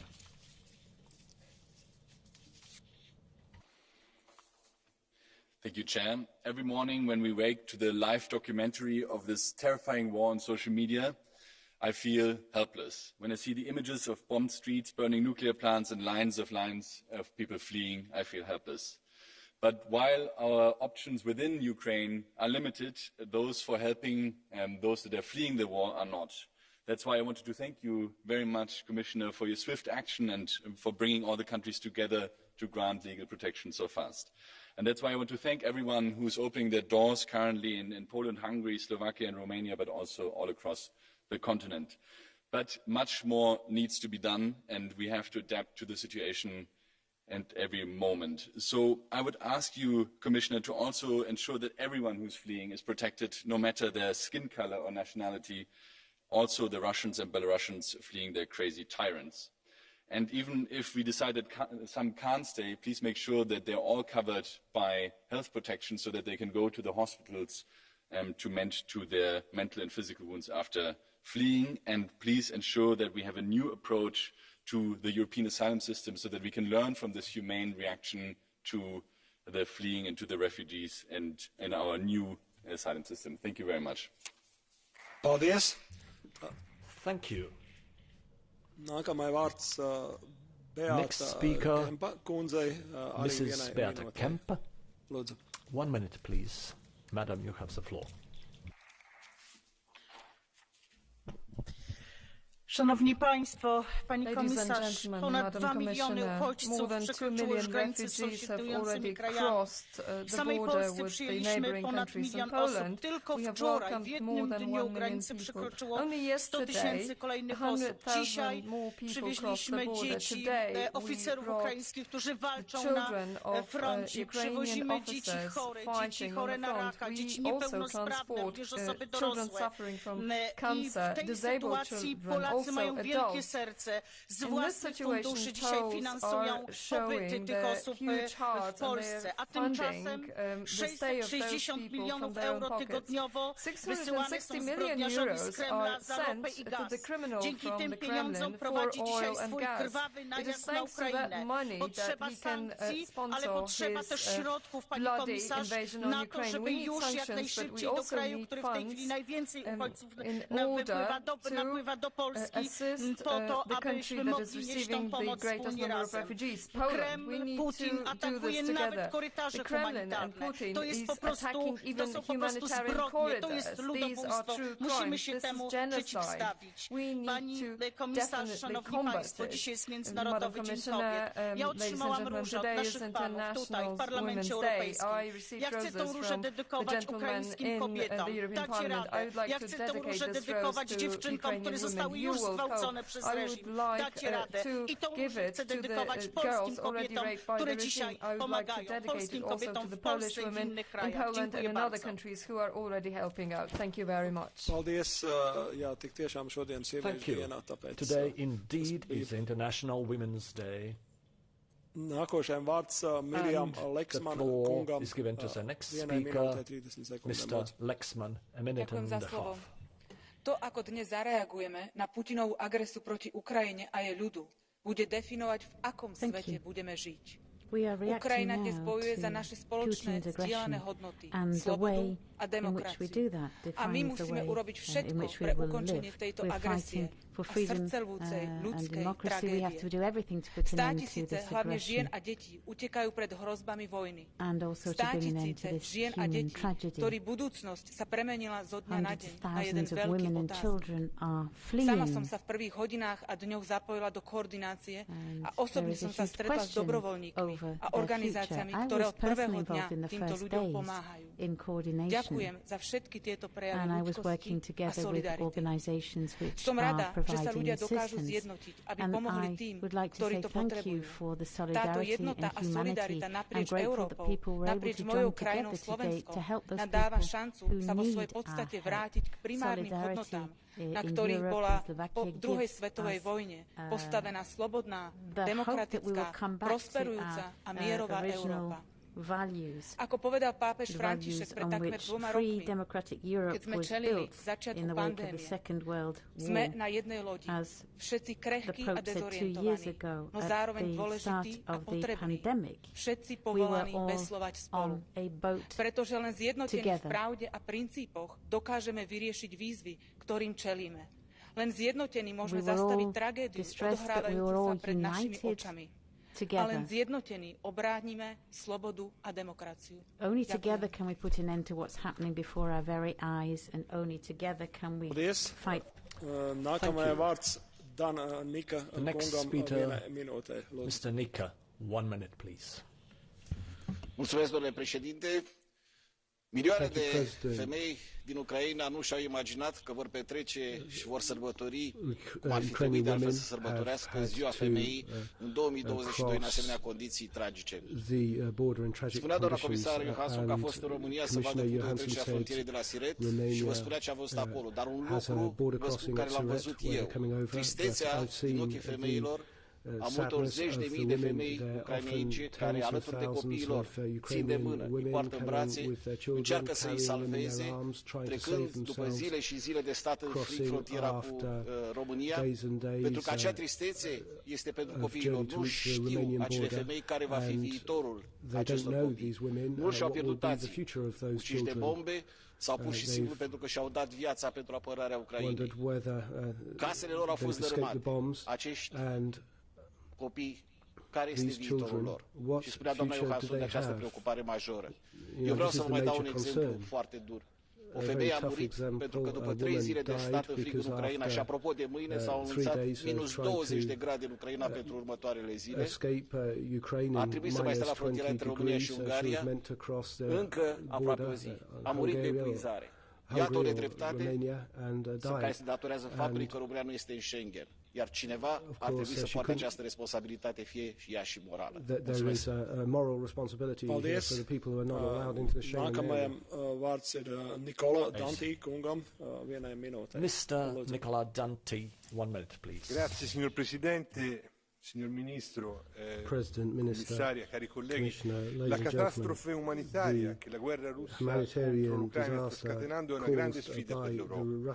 Le donne e i bambini che fuggono dalla guerra oggi e che rischiano di essere le vedove e gli orfani di domani hanno bisogno di essere accolti subito. Abbiamo potuto constatare la generosità degli europei, a partire dai cittadini dei paesi confinanti, polacchi, slovacchi, ungheresi, rumeni, così come la reazione immediata delle istituzioni europee nel garantire protezione giuridica umanitaria ai profughi ucraini. Abbiamo visto il volto bello dell'Europa, un volto che è mancato troppo spesso in questi anni, quando a fuggire dalla guerra erano altri popoli. Avremo da accogliere molti milioni di ucraini e lo sforzo dovrà essere comune. Dall'Estonia al Portogallo, dalla Finlandia a Cipro, c'è una sola Europa, ma questa deve essere anche l'occasione di approvare meccanismi e norme che si applichino indipendentemente dai confini europei di entrata. Riformiamo subito il Trattato di Dublino e rendiamo la solidarietà e l'umanità una regola europea. Return humanity to being a European rule. Paldies. Nākamajai vārds Saskia Brikmont kundzei. Vienai minūtei. Next speaker will be Saskia Brikmont. 1 minute, please. Près de 2 semaines depuis l'invasion russe en Ukraine et déjà 2 millions de personnes sur les routes de l'exil qui fuient une attaque chaque jour plus meurtrière et inique. 2 millions et davantage à venir. Autant de vies et d'enfances brisées, de séparations dues à la guerre, de résistance sans faille. Face à ce drame, l'Europe active la protection temporaire des réfugiés ukrainiens.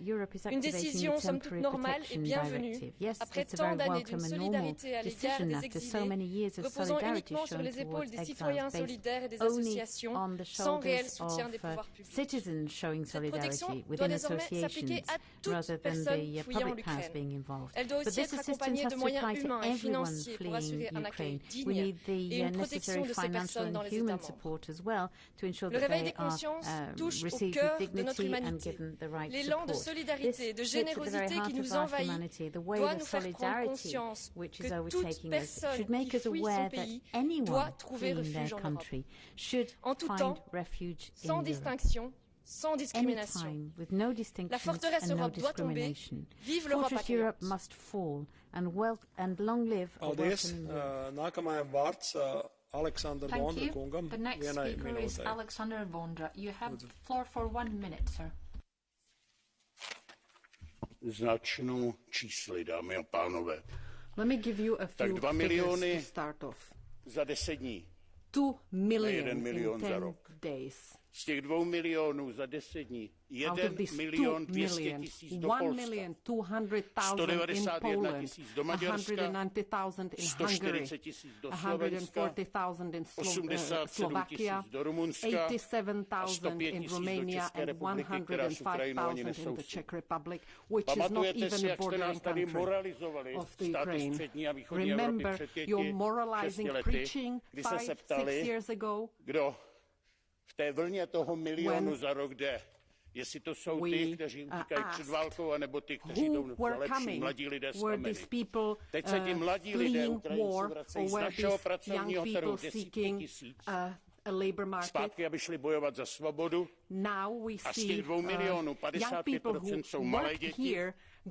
Z toho zbytku dospělých jsou 80% ženy a zbytek jsou seniori.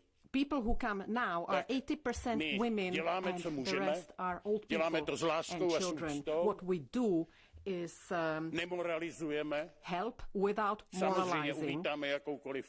We welcome help if it comes, logistic, financial or otherwise. Žádné kvóty nežádáme. But we're not asking for any quotas and redistributions. Paldies. Nākamajam vārds viceprezidentam Otmāram Karasam. Minūtei 30 sekundēm. You have 1 minute and a half, sir. Frau Kommissarin, Meine sehr geehrten Damen und Herren, im Umgang mit den Flüchtlingen aus der Ukraine ist uns oder scheint uns etwas zu gelingen, wobei wir in den letzten Jahren leider versagt haben, nämlich eine gemeinsame Haltung und ein solidarisches Vorgehen gegenüber Flüchtlingen zu vereinbaren und in die Tat umzusetzen. Erstmals in der Geschichte der Europäischen Union haben wir die Massenzustromsrichtlinie aktiviert, um Flüchtlinge unbürokratisch und zielgerichtet zu helfen, von der Versorgung bis hin zur Arbeitserlaubnis.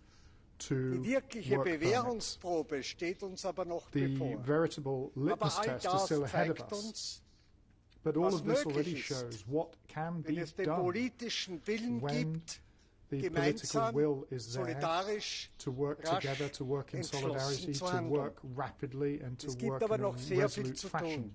Flucht und Migration bleiben ganz oben auf unserer Agenda. Nicht nur wegen des Krieges, wegen zunehmender Gewalt, wegen der erhöhten Konfliktbereitschaft, wegen des Klimawandels, wegen Corona, wegen des Arbeitskräftemangels, nicht nur im Pflegebereich. Not just in the area of Daher the care müssen sector. wir Hence, diesen politischen we have Willen to make sure that aufrechterhalten. this political Für will is einen neuen maintained. Anlauf zu einer We gemeinsamen need to Asyl- have und a new approach Migrationspolitik to an samt asylum and einem migration fairen policy and Verteilungsschlüssel, a für eine fair unabhängige distribution key for an Energieunion und eine independent energy Sozialunion, union für and a eine social union, gemeinsame for a common Außensicherheits-, foreign Verteidigungs- und security Entwicklungspolitik. and defense Aber lassen Sie policy. mich zum Schluss schon sagen, But to es conclude, gibt I would also in like to say Wahrheit keine that in Alternative reality there zur are Beendigung des no Krieges, alternatives to zu an einem end Leben to in war Frieden und and Freiheit. to a life in peace and at liberty. Paldies. Nākamā vārds Thank Javier you, sir. Moreno The next Sanchez. speaker is Javier Kungam Moreno vienā Sanchez minūtē. for 1 minute. You have the floor, sir. Gracias, presidente, señora comisaria, señora ministra. President, Commissioner, Señorías, Minister, ladies estamos and ante la gentlemen. guerra de Putin. Well, No tiene otro nombre. Putin's war, Su there's agresión no other brutal name a for it. His Ucrania es brutal una barbarie aggression against que ha Ukraine is despertado a la Europa barbarous, política. and it has woken, Frente a la it's awoken dictadura, political la Europe. democracia In the face europea of vencerá. dictatorship, European La Unión democracy está will actuando de win. forma rápida, The unitaria Union is y acting solidaria, quickly on a rompiendo voluntary dogmas y and tabúes. solidarity-based basis. Hoy nuestro pensamiento Leaving y nuestro aside corazón taboos. están Our con el thoughts, pueblo our hearts ucraniano. today are with Y en the este Día Ukrainian Internacional de people. la Mujer, Today on especialmente International Women's con las Day, in mujeres y particular, niñas que we are sufren, with the women huyen and e young incluso girls who mueren. are suffering, Por fleeing ello and even debemos seguir dying. apoyando con ayuda For humanitaria y them, we militar have to a las continue ciudadanas y to provide ciudadanos que han humanitarian and decidido military luchar support for those heroicamente citizens who en have Ucrania. heroically decided Pero to sobre fight todo, in señorías, Ukraine. la But Unión debe in ser una particular, tierra de ladies and acogida gentlemen, sin the fronteras. Union has to be La a activación de la borderless Directiva de area of Protección welcome. Temporal The debe Temporary garantizar un Protection reparto Directive solidario de and los refugiados, its aliviando activation a los should allow países for que fair están en distribution primera of línea. refugees, Y por último, supporting señora countries on comisaria, the usted lo front ha line. dicho. And finally, Hago un Madam Commissioner, you llamamiento said this. para que apliquemos medidas de protección Call especial for para special que las protection mujeres y las measures to niñas be applied no so that caigan women en and redes young de children traficantes de seres don't humanos. fall in the hands of human traffickers. Thank you. Paldies. Nākamā Thank vārds Dragos The Pislaru next kungam. speaker, Mr. Dragos vienai minūtei. Pislaru, Lūdzu. for 1 minute. You have the floor, sir. Vă mulțumesc, domnule președinte, doamnă comisar Johansson, doamnă ministru. La mulți ani de 8 martie tuturor femeilor, dar mai ales a celor care fug acum de bombele și gloanțele rusești, cu copiii mici de mână sau rămân și luptă pentru țara lor Ucraina. Dragi colegi, curând avem 2 milioane de refugiați în Europa. Răspunsul României, Poloniei, Slovaciei, al Ungariei, al cetățenilor europeni este o dovadă vie a solidarității europene fața căreia mă închin. Urmează însă o criză de lungă durată, iar noi avem nevoie urgentă de coordonare la nivel european, de resurse și protecție adecvată pentru cei afectați. Am lansat un apel către Comisia Europeană pentru a crea un portal unic european accesibil pentru refugiații din Ucraina. Am cerut ca societatea civilă și autoritățile locale care sunt în prima linie acum să fie susținute și urgent și prin finanțare și resurse. Doamnă comisar, Comisia și statele membre trebuie să asigure protecția temporară activată la nivelul Uniunii Europene. Refugiații trebuie să aibă acces neîntârziat la consiliere, educație, sănătate, locuire sociale și locuri de muncă. De noi toți depinde să arătăm că în aceste vremuri întunecate umanitatea va izbândi. Slava Ucrainei! That humanity can shine out. Slava Ukraini. Thank you. The next speaker, Grace O'Sullivan. You have the floor for 1 minute, madam.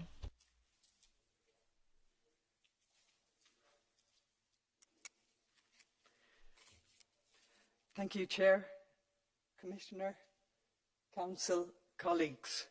Putin's war threatens an entire nation's people. With nuclear weapons in the hands of a reckless despot, it threatens us all. In any war zone, it is the ordinary people, the children, women and men who bear the heaviest burden. The number of refugees escaping the Ukraine war zone has hit the staggering figure of over 2 million people, people fleeing their homes in terror as I speak.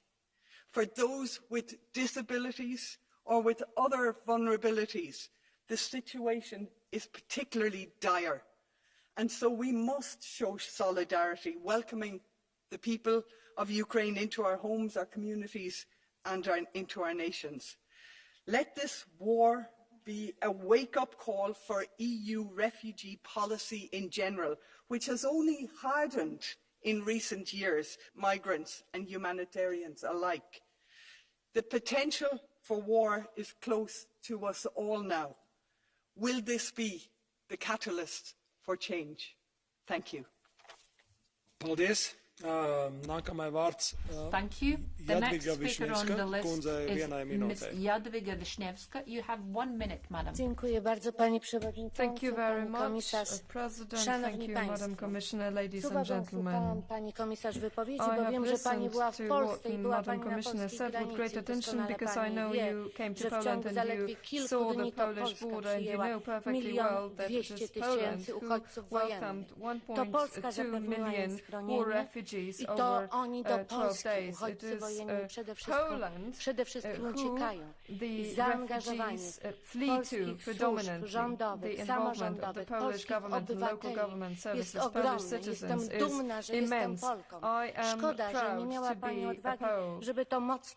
It is a pity that you did not emphasize this stronger. But let's look at the involvement of the European Commission in the assistance for the countries that are helping out and receiving refugees. This is illusory assistance. It is very insignificant in the face of a war catastrophe. It is a minimum kind of hope, if any at all.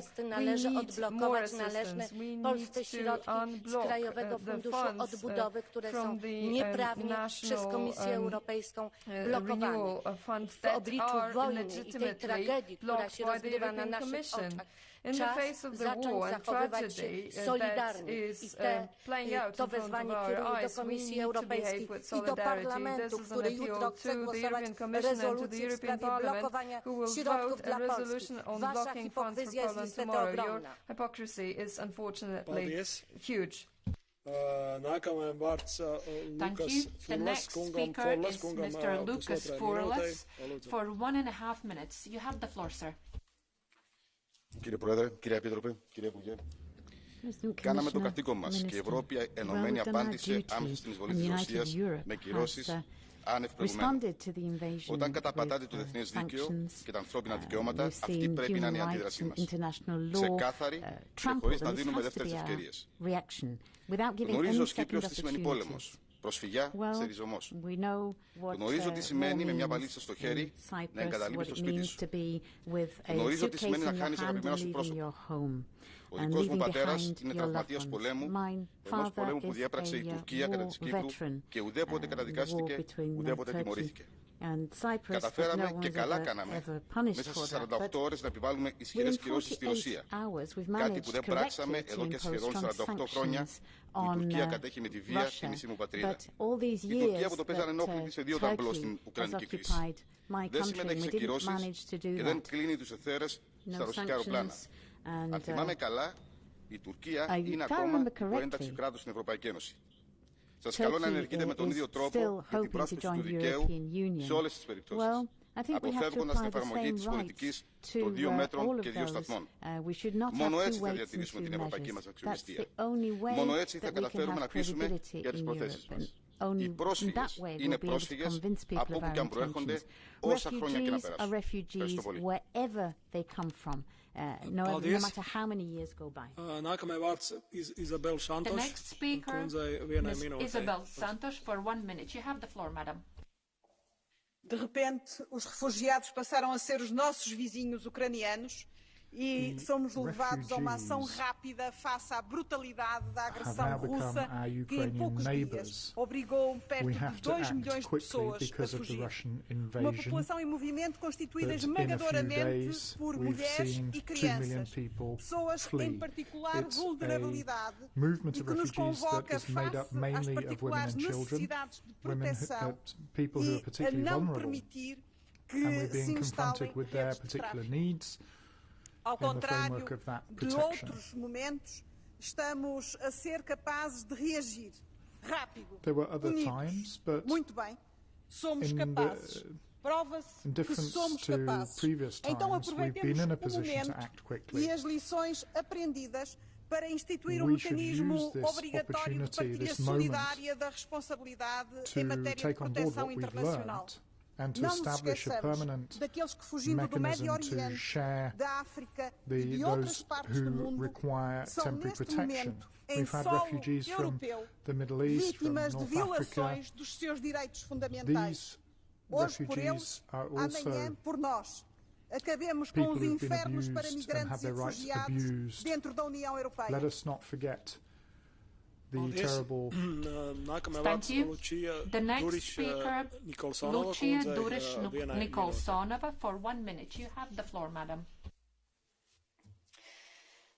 The best way to help Ukrainian refugees is to stop the war in their own country and to deal with this criminal Putin once and for all. Putin is a war criminal, and I think decent countries should not be trading with war criminals. With every penny for Russian oil and Russian gas we pay, we buy Russians the weapons to kill civilians. Ukraine is buying us time and pays for it with the lives of its own citizens, and we cannot spend this precious time trading with Russia.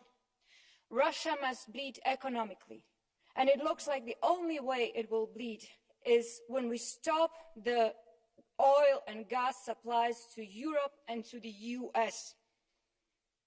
And then it's up to the Russian people to decide whether they will be able to continue with a senseless war or they will deal with the criminal Putin once and for all. Slava Ukraine. Thank you, Secretary. The next speaker, Mr. Mikuláš Peksa, for 1 minute. You have the floor, sir. Vážené kolegyně, vážení kolegové, musíme si promluvit o uprchlících. V první řadě bych tedy chtěl poděkovat všem, kteří aktivně pomáhají, všem, kteří vozí lidi, zajišťují jídlo, pomáhají uprchlíkům s orientací v novém prostředí, případně dávají svoje byty nebo přispějí svých možností. A tady vidím obrovské vzepětí občanské společnosti a mezilidské solidarity. Ale stojím tady jako člověk ze země, která při poslední uprchlické vlně selhala, protože se Česko odmítlo pomoci, bálo se jednotek lidí vyhnaných válkou ročně ze svých domovů a naše společnost se dusila nenávistí. Teď je situace jiná a obětavost obyčejných Čechů je obrovská, ale já věřím, že to zvládneme, ale nezvládneme to sami. Já bych vás chtěl poprosit, a teď se obracím na kolegy z parlamentu, i z rady, i z komise. Prosím, zvažme co nejširší podporu pro ty státy, které se snaží poskytnout pomoc a zázemí těm, kdo ve válce prchají ze svých domovů. Děláme to především pro ně. Děkuji vám všem moc a sláva Ukrajině.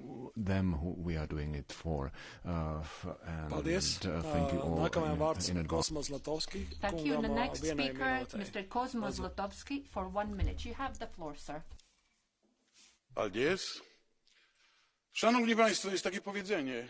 Z kim graniczy Rosja? Odpowiedź. Who is bordering Russia? Russia borders whoever they choose to. Od 2 tygodni Rosja pokazuje For 2 całemu weeks they've been światu, showing to jak the whole bardzo world nie chce graniczyć z how much Ukrainą. they're unwilling Od to 2 have a border with tygodni Ukraine. For przez 2 Ukrainę weeks now, przetacza się rosyjski we are walec, seeing the niszcząc Russian infrastrukturę destroying wojskową force i going cywilną, through Ukraine, destroying przemysłową i infrastructure, rolniczą, industry, niszcząc domy w agriculture. They miastach, destroy niszcząc domy residential na wsiach, areas zabijając in ludzi. cities, in the countryside, killing people. Teraz jest pora, szanowni państwo, żebyśmy my Now is a sobie good zadali moment for pytanie. us to ask ourselves Czy the my z question: taką Rosją chcemy graniczyć? is this the Russian that we want to have a border with? Z tego, co wynika z dzisiejszej debaty, wynika According jasno. to Nie, what is z being taką said in this Rosją debate, no, graniczyć this nie is not chcemy. the Russia with which we want to have a Szanowni border państwo, together. musimy być w takim Well, razie konsekwentni. we Musimy być must bardzo be consequent konsekwentni in our i actions, ta wojna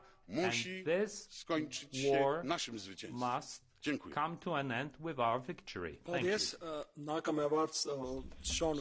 The next speaker, Mr. Sean Kelly, for a minute and a half. You have the floor, sir. Commissioner, the images of Putin's callous and inhumane invasion of Ukraine continue to be seen across the world. This unrelenting attack has forced more than 2 million people to flee for safety as Europe embraces for the largest group of refugees since World War II. The EU has, and will continue to, act in solidarity in dealing with the influx of refugees. In particular, the speed with which EU interior ministers were able to reach a consensus on how to help those arriving from Ukraine after years of discord over EU immigration policy is to be commended. For the moment, the pressure is on neighbouring countries such as Poland, Romania, Slovakia and Hungary, who are responding heroically by welcoming Ukrainians. However, the burden of this influx is too great for any one country, and the burden must be shared. The devastation and tragedy in Ukraine has been staggering, and the stories of tragedy heartbreaking. However, we also cannot forget that we are still in the midst of other crises, in particular Afghanistan, where women, girls and the LGBTI community continue to suffer under the oppressive Taliban regime since its takeover in August 2021. For better or worse, this is a defining moment for the EU, and this may finally be the time that we can agree a consolidated common asylum framework. Thank you, Solicitor. The next speaker, Sylvie Guillaume, for 1 minute. Madam, you have the floor. L'horreur de la situation en Ukraine nous frappe tous. La plupart d'entre nous pensaient ne plus jamais assister à de telles scènes de guerre sur le territoire européen. La réalité nous donne tort. La réactivité des pays frontaliers de l'Ukraine pour l'accueil des réfugiés est remarquable et leur élan de solidarité à saluer et soutenir. Dans le même sens, le Conseil a enfin décidé de mettre en œuvre la directive protection temporaire. Il était temps. Et je ne peux pas m'empêcher de penser aux Syriens qui auraient pu en bénéficier il y a quelques années, plutôt que d'être pris dans un chaos européen. Je note toutefois qu'une très grande marge de manœuvre a été laissée aux États membres. Comment éviter alors que soit appliqué le strict minimum en termes de protection à certains ressortissants non ukrainiens? Comment éviter un morcellement supplémentaire en matière de garantie et de statut? Ces sujets devront être surveillés pour ne pas créer de précédents. Enfin, cette situation exceptionnelle et la mobilisation des Européens ne doit pas faire oublier les obligations de chacun sur d'autres volets, notamment l'accueil de réfugiés d'autres régions du monde, ainsi que le respect de l'état de droit. Merci. Thank you. The next speaker, Elsie Katainen. She has the floor for 1 minute. You have the floor, madam. Arvoisa puhemies, hyvä komissaari, Putinin anteeksiantamaton hyökkäyssota Ukrainaa vastaan on järkyttänyt meidät kaikki. Sodan nyt eskaloituessa on erityisen tärkeää varmistaa kaikkien siviilien turvallinen poispääsy konfliktialueilta. Venäläiset joukot eivät ole kunnioittaneet sovittuja tulitaukoja, mikä on ehdottoman tuomittavaa. EU-maihin on saapunut jo noin 2 miljoonaa pakolaista sodan jaloista ja määrä tulee moninkertaistumaan. Meidän numbers are multiplying. As a union, we must help these people in need in every possible way. We have to support Ukraine's neighboring countries and do our best to unwind the queues, the long queues at the borders. It is a very good thing that the EU has swiftly activated the directive on temporary protection. Harmless coordination have to be continued, and we also have to be prepared to introduce new mechanisms. Now, at the very last, the EU's entire refugee policy needs to be reformed with a longer-term target in mind, because the security situation in Europe and in the whole world has changed, and there is no going back. Paldies. Nākamais vārds Janīna Ohojska kundzei pusotrai minūtei. Janīna Ohojska for a minute and a half. You have the floor, madam.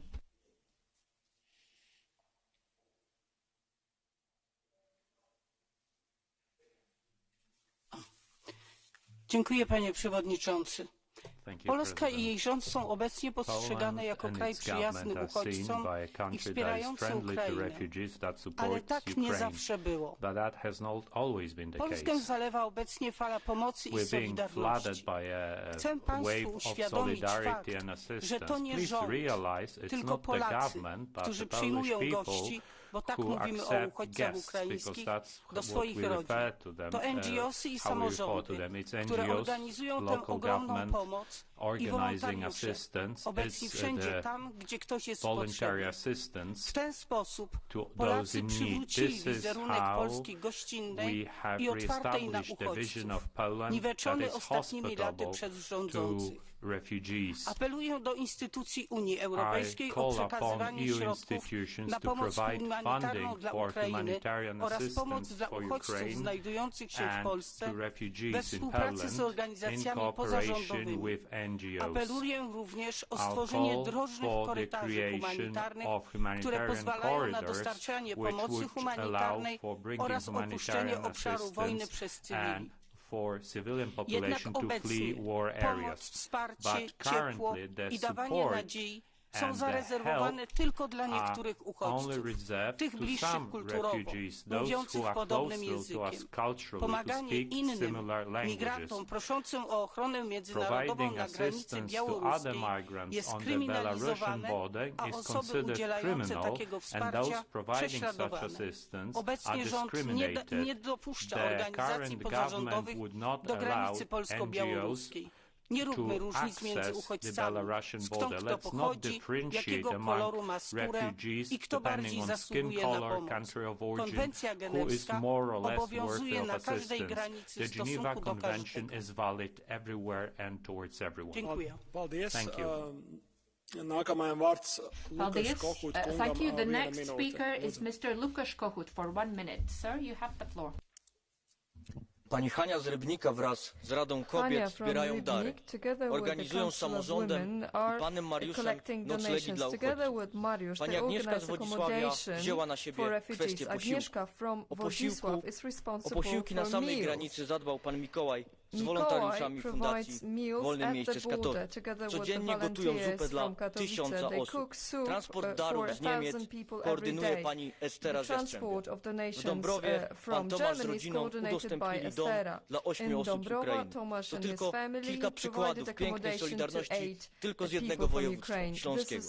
Skala tej pomocy jest gigantyczna, niestety podobnie jak potrzeby. Dlatego z tego miejsca apeluję o pilne, bezpośrednie wsparcie finansowe dla społeczeństwa. Nie dla rządów, które łamią prawo, ale dla tych, którzy pomagają, żebyśmy mogli zapewnić uchodźcom godne warunki. Tam na pierwszej linii pomocy są obywatele i są samorządy. Skierujmy tam bezpośrednio unijną pomoc, aby została dobrze zagospodarowana. Apeluję także do polskiego i do węgierskiego rządu. Wróg jest na Kremlu, a nie w Brukseli. Zrozumieliście to już? Na koniec zdjęcie z Charkowa wczoraj, które mówi więcej niż 1000 from Kharkiv yesterday. This tells you more than 1000 words. Thank you very much.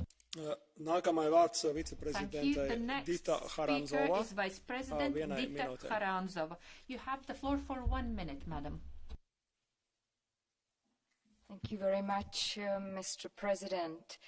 Kirill, 18 months old, killed from shelling. Sofia, 6 years old, shot to death with her baby brother, mother, and grandparents trying to escape by car. Arseny, 14, bled to death from a fragment of projectile. Children cancer patients treated in basements of hospitals. Mothers with children targeted by gunfire while fleeing war. These are just some examples of how Putin fights in Ukraine, attacking women, children, and civilians from very beginning, bombing schools, orphanages, apartment buildings, shooting unarmed civilians in the streets. As Ukrainians cross the border to safety, Europe has been united in showing immense solidarity. For instance, my country, Czech Republic, has collected the highest amount of money ever in our history, all going to humanitarian aid for Ukraine. Colleagues, we are witnessing war crimes by Putin, and he must be held accountable. Paldies. Nākamais vārds Francis Fitzgerald. Is Francis Fitzgerald. For a minute and a half. You have the floor, madam.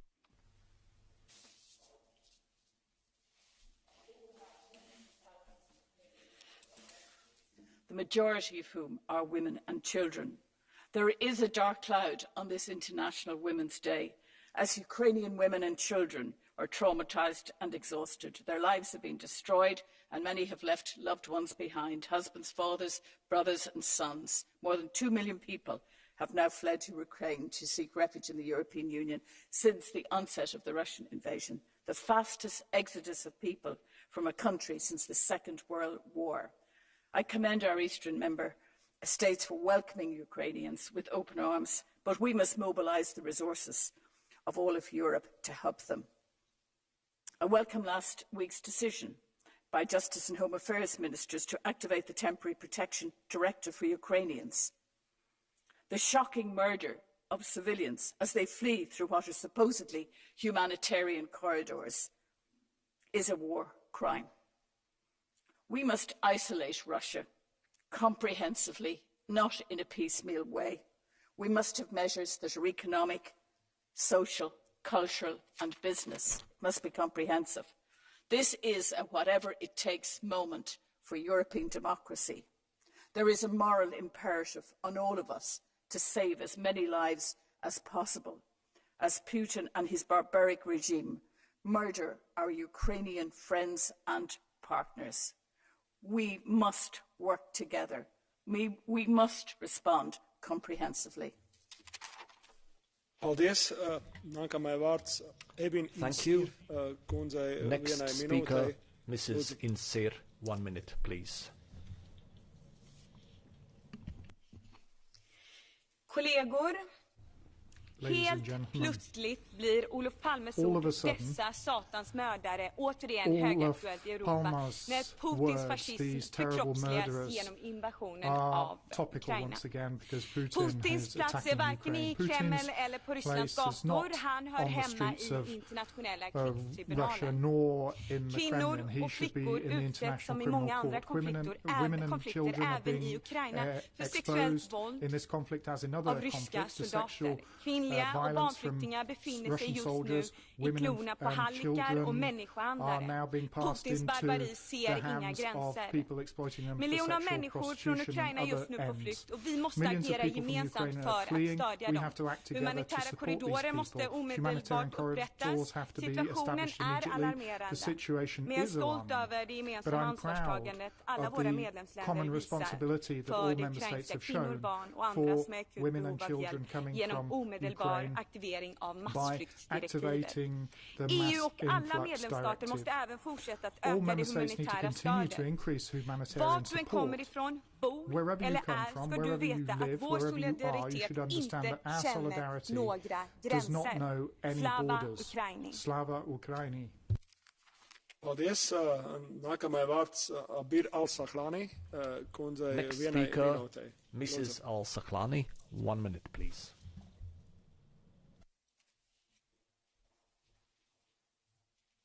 Ärade talman, ärade kommissionär, ärade kollegor. Jag överlevde ett krig när jag var 10 år gammal som förändrade mitt liv för alltid. Jag minns hur min ensamstående mamma tog tag i mig och sprang. Jag minns hur hon försökte skydda min kropp med sin lilla kropp i tron att hon kunde få mig att leva ifall bomberna skulle träffa oss.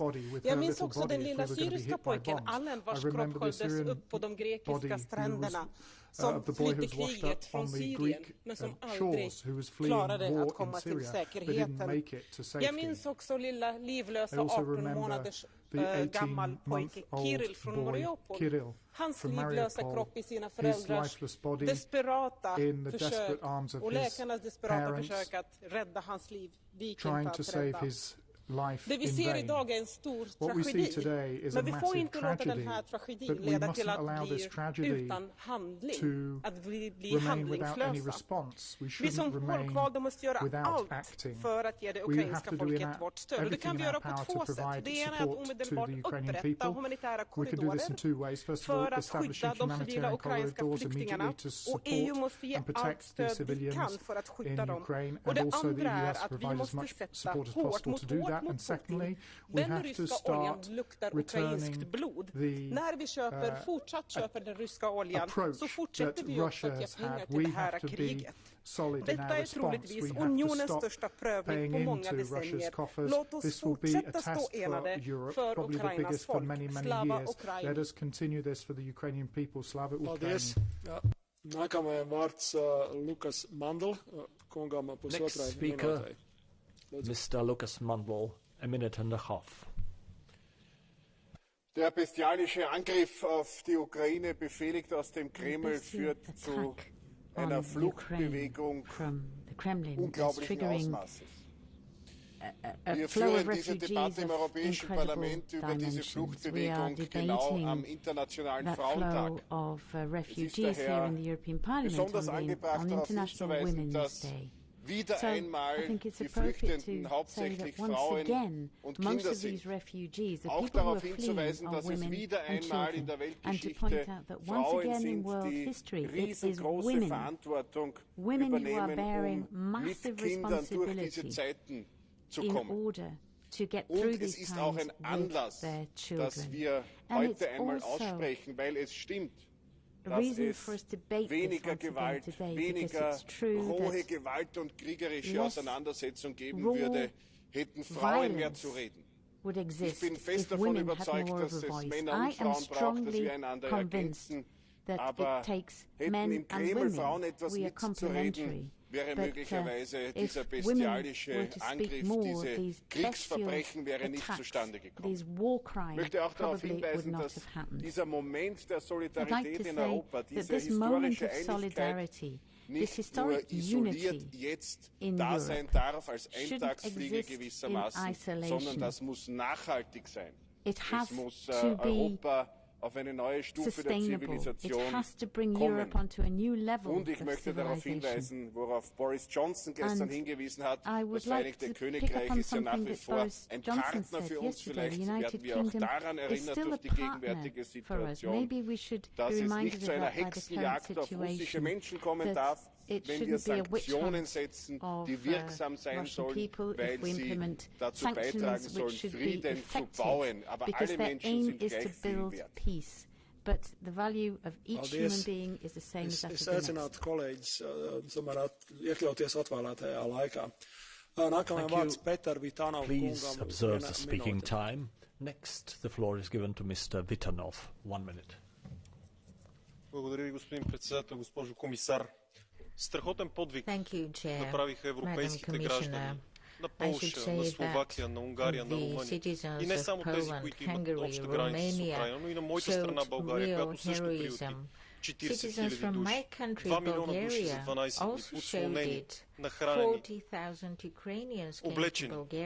И това е пример за чудесна, за страхотна солидарност. Макар че най-добрата помощ за бежанците е да спрем войната, защото грижата за бежанците е реакция, на нас не трябва истинска акция. Обаче един въпрос ме измъчва и мисля, че е насочен към всички нас. Защо някои бежанци са по-добри от други? Защо за едни сме склонни да дадем ключовете от собствените си домове сме, а други държим затворени в лагери извън границата на Европейския съюз. Солидарността ни с бягащите от война не може и не бива да зависи нито от цвета на кожата, нито от религията. Благодаря. Nākamajam vārds viceprezidentam Mihal Simečka kungam vienai minūtei. Thank you. The next speaker, Mr. Šimečka. Ďakujem veľmi pekne, vážená pani komisárka. Kolegovia, ľudskosť nepozná hranice. To je kľúčové svedectvo zo slovensko-ukrajinskej hranice, východnej hranice Európskej únie, za ktorou zúri Putinová krvavá vojna. Chcem sa preto aj z tohto miesta poďakovať všetkým, ktorí aktívne pomáhajú na hraničných priechodoch za ich ohromnú ľudskosť a profesionálne nasadenie. Často a mnohí to robia na úkor vlastného zdravia, spánku či pohodlia, uvedomujúci pri tom, že to je iba malý zlomok toho, čo zažívajú Ukrajinci. Slovensko, ale aj susedné krajiny dnes ukazujú tú najlepšiu tvár Európy. Preto je dôležité nenechať ich v tom samých. Obraciam sa preto aj na vás, pani komisárka, na nás všetkých, že je potrebné naozaj aktivovať všetky zdroje, všetky nástroje na pomoc hraničným štátom a ľuďom utekajúcim pred vojnou. A tá pomoc bude potrebná nielen dnes, nielen zajtra, ale aj na mesiace, možno roky dopredu. Kolegovia, Vladimír Putin sa spolieha na to, že utečenecká kríza nás ako Európsku úniu rozloží znútra. A my mu musíme ukázať, že aj v tomto sa mýli. But also tomorrow and for months and maybe years to come. Putin thinks that the refugee crisis will dismantle the EU from within, and we have to show him that he's wrong. Next speaker, Mr. Stefanec. Dámy a páni, počet utečencov pred stupňujúcou sa ruskou agresiou voči civilnému obyvateľstvu neustále narastá. Podľa dnešných údajov z Ukrajiny odišlo viac ako 2 milióny ľudí. Najviac do Poľska, 1,2 milióny, do Maďarska viac než 190 000 a na Slovensku viac než 140 000 ľudí. Medzi týmito číslami nie sú zarátaní utečenci migrujúci vo vnútri vlastnej krajiny a ľudia, ktorí by chceli opustiť svoje domovy, no nemôžu tak urobiť z obavy o svoju bezpečnosť. Práve nerešpektovanie prímeria pri vytváraní humanitárnych koridorov je tým najväčším akútnym a fatálnym problémom ukrajinských utečencov. Práve tu je priestor pre nás všetkých vyvíjať všetok diplomatický a ekonomický tlak na agresora, aby garantoval bezpečnosť humanitárnych koridorov. Reálna pomoc utečencom sa však odohráva predovšetkým na úrovni členských štátov. V rámci Únie chcem špeciálne oceniť aktiváciu Európskej smernice o dočasnej ochrane utečencov z Ukrajiny. Dnes potrebujeme aj presmerovať eurofondy na pomoc utečencom a mobilizovať aj ďalšie finančné prostriedky na tento cieľ. Dlhujeme im to, pretože práve Ukrajinci bojujú a umierajú v prvej línii za naše hodnoty, demokracie a slobody. Popri investovaní do základnej humanitárnej pomoci ľudským bytostiam a ich najbližšej budúcnosti potrebujeme posilniť aj infraštruktúru samospráv, regiónov a členských štátov. Dovoľte mi aj z tohto miesta, dámy a páni, poďakovať všetkým ľuďom dobrej vôle, ktorí zo všetkých síl ukazujú veľké srdce a pomáhajú statočným Ukrajincom. Z celého srdca vám ďakujem za vašu pomoc a obetavosť. Paldies. Nākamajai vārds Bettina Folot, kundzei vienai minūtei, es atvainojos. Lūdzu. Herr Präsident, Frau Kommissarin, Frau Ministerin. Polnische Frauen stellen ihre Kinder wegen an die Grenze für erschöpfte ukrainische Mütter. In ganz Europa Freiwilligeninitiativen, die aus den Kriegsgebieten fliehen, zeigen, dass sie nicht alleine sind. Endlich Solidarität mit Flüchtenden. Danke. Europa zeigt, dass es für sie da ist, und wir zeigen endlich, dass wir solidarisch handeln können, gesellschaftlich und politisch. Die Richtlinie für temporären Schutz war ein wichtiger erster Schritt. Darauf dürfen wir uns jetzt aber nicht ausruhen, sondern wir müssen den zugesagten Zugang zur Arbeit und Bildung und medizinische Versorgung auch tatsächlich umsetzen. Kein Mensch darf zurückgelassen werden. Diesen viel strapazierten Satz müssen wir jetzt mit Taten füllen. Alle Menschen, die vor dem Krieg in der Ukraine fliehen, müssen Schutz bekommen, unabhängig von ihrem Pass, ihrer Hautfarbe. Und vergessen wir unter dem Eindruck dieser Krise nicht endgültig jene Menschen, die schon so lange unter verheerenden Bedingungen in Elendslagern oder völlig ungeschützt an anderen europäischen Grenzen ausharren. Endlich Solidarität mit Flüchtenden. Bitte. Let's finally show solidarity with refugees. Thank you. Paldies. Nākamajam vārds Urmas Pait kungam. Next speaker, Mr. Pait. 1 minute, please. Dear colleagues, dear Ukrainians, Europe's greatest humanitarian catastrophe of this century is unfolding before our eyes. Because of the Russian massacres, around 2 million people, mainly mothers with children, have left Ukraine. I was on the Polish-Ukrainian border a few days ago and saw never-ending flow of refugees from Ukraine to Poland. On a freezing night, yet another train carrying 1,500 women and children arrived at the Helm station. This is the reality in Europe in a year 2022. I'm grateful to the Polish people and to others on the border of Ukraine who are helping the incoming refugees as best as they can. The whole of Europe must give its full support to Poland and the countries that receive the refugees first. But the massacres of Putin's regime in Ukraine continue, meaning that the flow of refugees will continue. Hundreds of thousands of people are trapped in Mariupol and other cities. These people need safe humanitarian corridors, and they need them now. The only possibility for the flow of refugees from Ukraine to stop and for the people of Ukraine to be able to return to their homeland is when Putin's regime will be defeated and pushed back and Ukraine is free and safe again. For this, a strength and determination of the whole free world is desperately needed. Thank you. Paldies. Nākamajam vārds Karlo Ressler. Thank you. Next, Mr. Ressler, 1.5 minutes.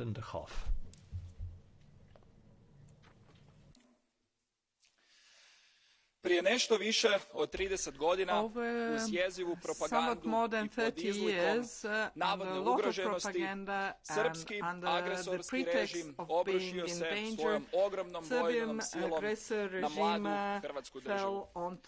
Tragedija kolona izbjeglica i prognanika iz Vukovara, ali i ostalih hrvatskih gradova i sela ponavlja se sada još jednom na europskom kontinentu. Preko 2 milijuna ukrajinskih žena, djece, starijih i nemoćnih bilo je prisiljeno u prva 2 tjedna ruske agresije spakirati svoje živote u nekoliko vrećica i pod granatama pobjeći od ratnih razaranja. Ovoga puta Europa je ujedinjenija nego ikada. I takvo jedinstvo moramo održati pod svaku cijenu. Uz vojnu pomoć i sankcije ujedinjeno pomažemo i humanitarno. Od Rumunjske do Varšave, od Slovačke do Osijeka. Pokazujemo ono najbolje u nama, ono najbolje u Europi. Danas, na Međunarodni dan žena, želim i odati najsnažnije priznanje svim ukrajinskim majkama i ženama koje su najranjivija meta u svakome ratu, a koje pokazuju hrabrost i odlučnost u teškim trenucima bolnih razdvajanja. Uz obećanje da u Hrvatskoj i u Europi imaju sigurno utočište od zla i agresije protiv koje se njihovi muževi, sinovi i cijeli ukrajinski narod bori i protiv kojih će prije ili kasnije pobijediti. Hvala. Paldies. Nākamajam vārds Tanja Fajon, kundzei 1 minūte. Next speaker, Mrs. Fajon. 1 minute, please. Spoštovani, vsaka pomoč, vsaka donacija lahko reši življenje. Ljudje v Ukrajini, ljudje na begu iz vojne potrebujejo našo pomoč, zatočišča, zdravila. Brutalna ruska agresija Putina nad Ukrajino v beg sili milijone ljudi. Spremljamo trpljenje mater, otrok, starejših, prizori lomijo srca. Nesprejemljivo je, da humanitarni delavci ne morejo reševati življenj. Begunski val je danes največji po drugi svetovni vojni, a sprejem je topel. Vsak, ki beži pred vojno, mora biti v Evropski uniji dobrodošel. Ljudi moramo sprejeti in omogočiti zatočišča, šolanje, zdravnika, delo. Danes govorimo o Ukrajincem, hočemo mir. Evropa se je prebudila v drugačen svet. Vojna in humanitarna katastrofa sta velik test za nas. Ponosni smo lahko, da so lahko države, ki so tradicionalno zapirale vrata, danes sta odprla tudi Slovenija. Vsi begunci so ljudje, ne glede na spol, barvo, raso, veroizpoved. Na Mednarodni dan žensk so naše misli z ukrajinskimi ženami, materami, deklicami, v našem in njihovem imenu zahtevamo mir. Unser nächster Redner ist Herr José Ramón Bauza Díaz.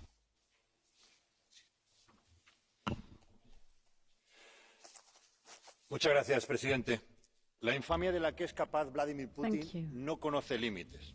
El ejército ruso ha puesto en el punto de mira a la población civil ucraniana y su artillería dispara indiscriminadamente contra los corredores humanitarios.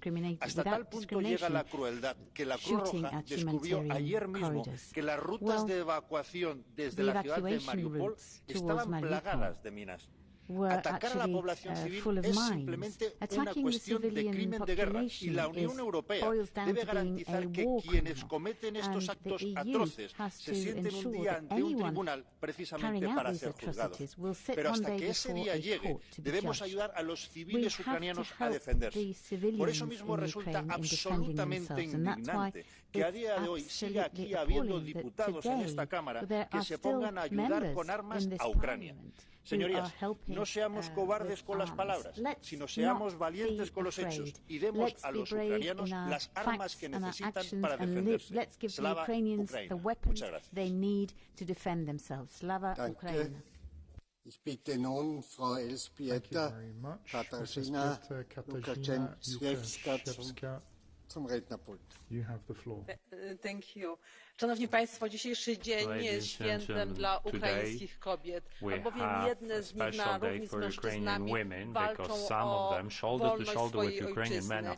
Inne uciekają, opuszczają swoje domy, aby ratować życie swoje i swoich bliskich. Jeszcze inne opłakują śmierć swoich dzieci. I nie mogę zrozumieć, dlaczego świat wspiera zbrodniarzy, ludzi, którzy ze strachu, nienawiści, żądzy władzy i bogactwa są w stanie zgotować innym piekło na ziemi. Heroizm i odwaga prezydenta Zełenskiego i narodu ukraińskiego powinny być wskazówką, jak się godnie zachować, a godnie nie zachowują się rządy i politycy, którzy karmią Putina, którzy nie chcą zastosować sankcji. Natomiast godnie zachowuje się tysiące Polaków i tysiące Europejczyków, tych, którzy otwierają swoje serca i swoje domy. I z tego miejsca chciałabym podziękować mieszkańcom mojego Podkarpacia, które graniczy z Ukrainą, za wasze serce, wsparcie i pomoc, samorządowcom, wolontariuszom, NGO-som, a także tym, którzy wspierają Polaków właśnie w tej pomocy udzielanej Ukraińcom. Dzisiaj jest ponad 1 milion kobiet i dzieci w Polsce. One potrzebują domu, bezpieczeństwa, szkoły, pracy, wsparcia psychologów. One też potrzebują informacji, kiedy ich życie wróci do normalności. Okazuje się, i chyba wszystko wskazuje na to, że szybko nie wróci. Dlatego dzisiaj apeluję do Unii Europejskiej, do polityków, aby ruszyli z pomocą, z prawdziwą pomocą. Wesprzyjcie finansowo samorządy, organizacje, wolontariuszy i zwykłych ludzi. Bez pieniędzy i politycznych decyzji będzie tylko więcej bólu i tragedii. Dziękuję bardzo. Sława Ukrainie. Merci. Dear colleagues, we are 10 minutes late, so I ask you have a look to the speaking time. Mr. Victor Negrescu. Doamna comisar, dragi colegi, Am fost la mai multe puncte de frontieră cu Ucraina. De aceea încep prin a felicita personalul care se ocupă de protecția frontierei, în mod special frontiera din România, pentru profesionalismul de care dă dovadă. România asigură protecția frontierelor la fel de bine ca orice țară din spațiul Schengen. Le mulțumesc sutelor de voluntari care s-au implicat pentru a ajuta pe refugiați, inclusiv colegii mei din PES Activist România, pentru ce fac pentru copiii din Ucraina. Situația însă este dificilă și riscă să se înrăutățească. Avem peste 1,5 milion de refugiați, dar cifra totală estimată depășește 5 milioane. Este nevoie de un răspuns european integrat care să asigure suportul extins al Frontex, inclusiv în Republica Moldova, suplimentarea fondurilor și o mai bună coordonare, implementarea unor măsuri specifice pentru copii, crearea unor arii de securitate în zona frontierelor în coordonare cu autoritățile locale și societatea civilă, un statut mai flexibil pentru refugiați, un plan pe termen mediu și lung pentru migranții din Ucraina și, în ultimul rând, implementarea unitară a măsurilor de către toate statele membre. Thank you. Mr. Cioloș, Dacian, you are the next one.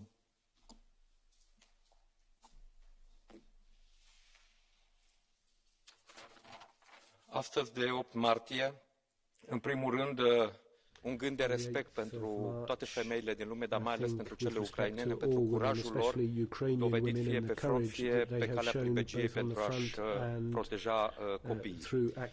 Doamna comisar, aș vrea să fac câteva propuneri foarte concrete și solicitări Comisiei Europene. În primul rând, foarte mulți dintre cei care au părăsit Ucraina și se află pe teritoriul Uniunii Europene au nevoie de servicii de sănătate și de educație.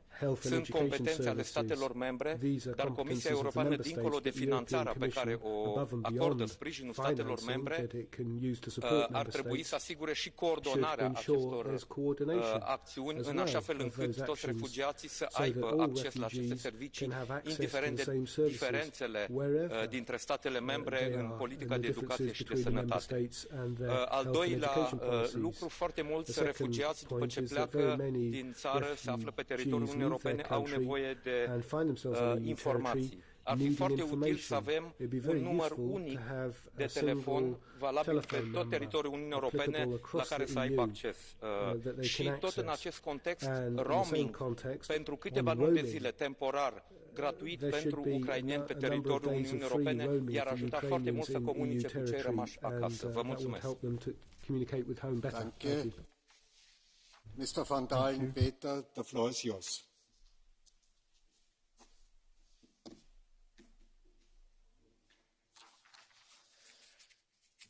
Voorzitter, levens tellen niet voor dictator Poetin. Hij zaait dood en verderf.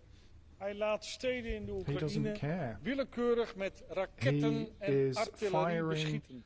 Artillery and rockets into Ukraine in an arbitrary fashion. Een vraag die hier dan bij komt kijken is, if you waarom veroordeelt de Russisch-orthodoxe kerk het geweld van Poetin niet? Het is de heilige plicht van de kerk. It is the holy obligation of the Church to look at this violence and condemn it in no uncertain terms. President, the small Moldova has about 3 million population, about 100,000 refugees are now there. Now this poorest country in Europe can't afford that. Moreover, everybody in Moldova are saying, well, are we the next in line? And that question is all the more harrowing because there are Russian troops dus we moeten vooral Moldavië helpen, voorzitter. So we have to help Moldova, President. Voorzitter, de rol van Servië is dubieus. President, the role of Serbia is also a bit dubious. Voor de resolutie in de United Nations, waarbij de Russische inval werd veroordeeld. Maar je ziet aan de andere kant grote demonstraties in Servië voor Rusland.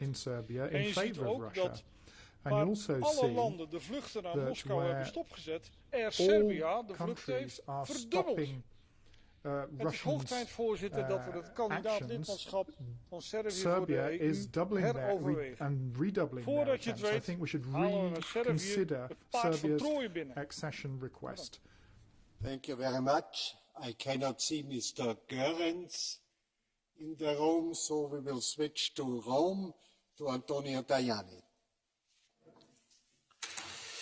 Grazie Presidente, discutere oggi di come accogliere milioni di rifugiati non deve essere solo un fatto simbolico, sono in gioco la nostra credibilità, i nostri valori, la nostra economia. Io intanto voglio ringraziare i tanti volontari, le associazioni, medici, gli infermieri, gli amministratori locali, governi nazionali che stanno facendo di tutto per accogliere le vittime di questo conflitto. Beneficenza e aiuti umanitari sono fondamentali, ma non bastano per affrontare questo passaggio epocale. Serve un'Europa politica forte.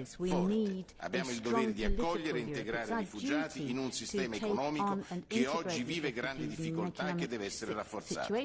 Rappresentano certamente un primo passo in avanti le proposte approvate dalla Commissione europea per favorire la nostra autonomia energetica, ma servono tetti europei non nazionali per i prezzi energetici, ma serve anche un piano per l'autonomia alimentare. E per affrontare questa nuova crisi chiediamo un nuovo fondo permanente per la costruzione della Casa Comune Europea finanziato con l'emissione comune di titoli di debito. Per fare cosa? Fondi di sostegno alle imprese per i maggiori oneri derivanti dalle sanzioni, politiche migratorie comuni, politiche industriali ed energetica comune, difesa comune, infrastrutture per la transizione ecologica e per lo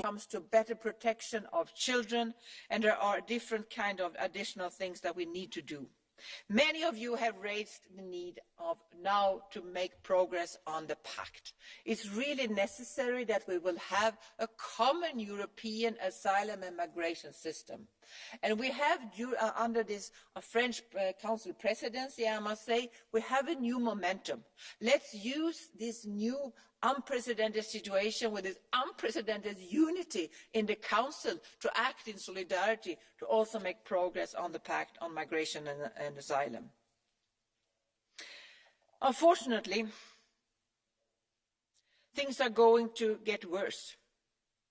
Putin will continue to kill people, wound people, destroy the cities.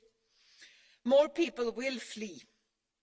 We are facing a great test. I count on you in Parliament to be able to face that. We're going to have to do unprecedented actions, unprecedented fundings, unprecedented speed, and unprecedented solidarity. It's going to be needed, and I count on your support on that. Thank you very much, and thank you all for your contributions to this debate. We thank you. Madam, our next speaker from the Council is Madam Klinkert Brigitte.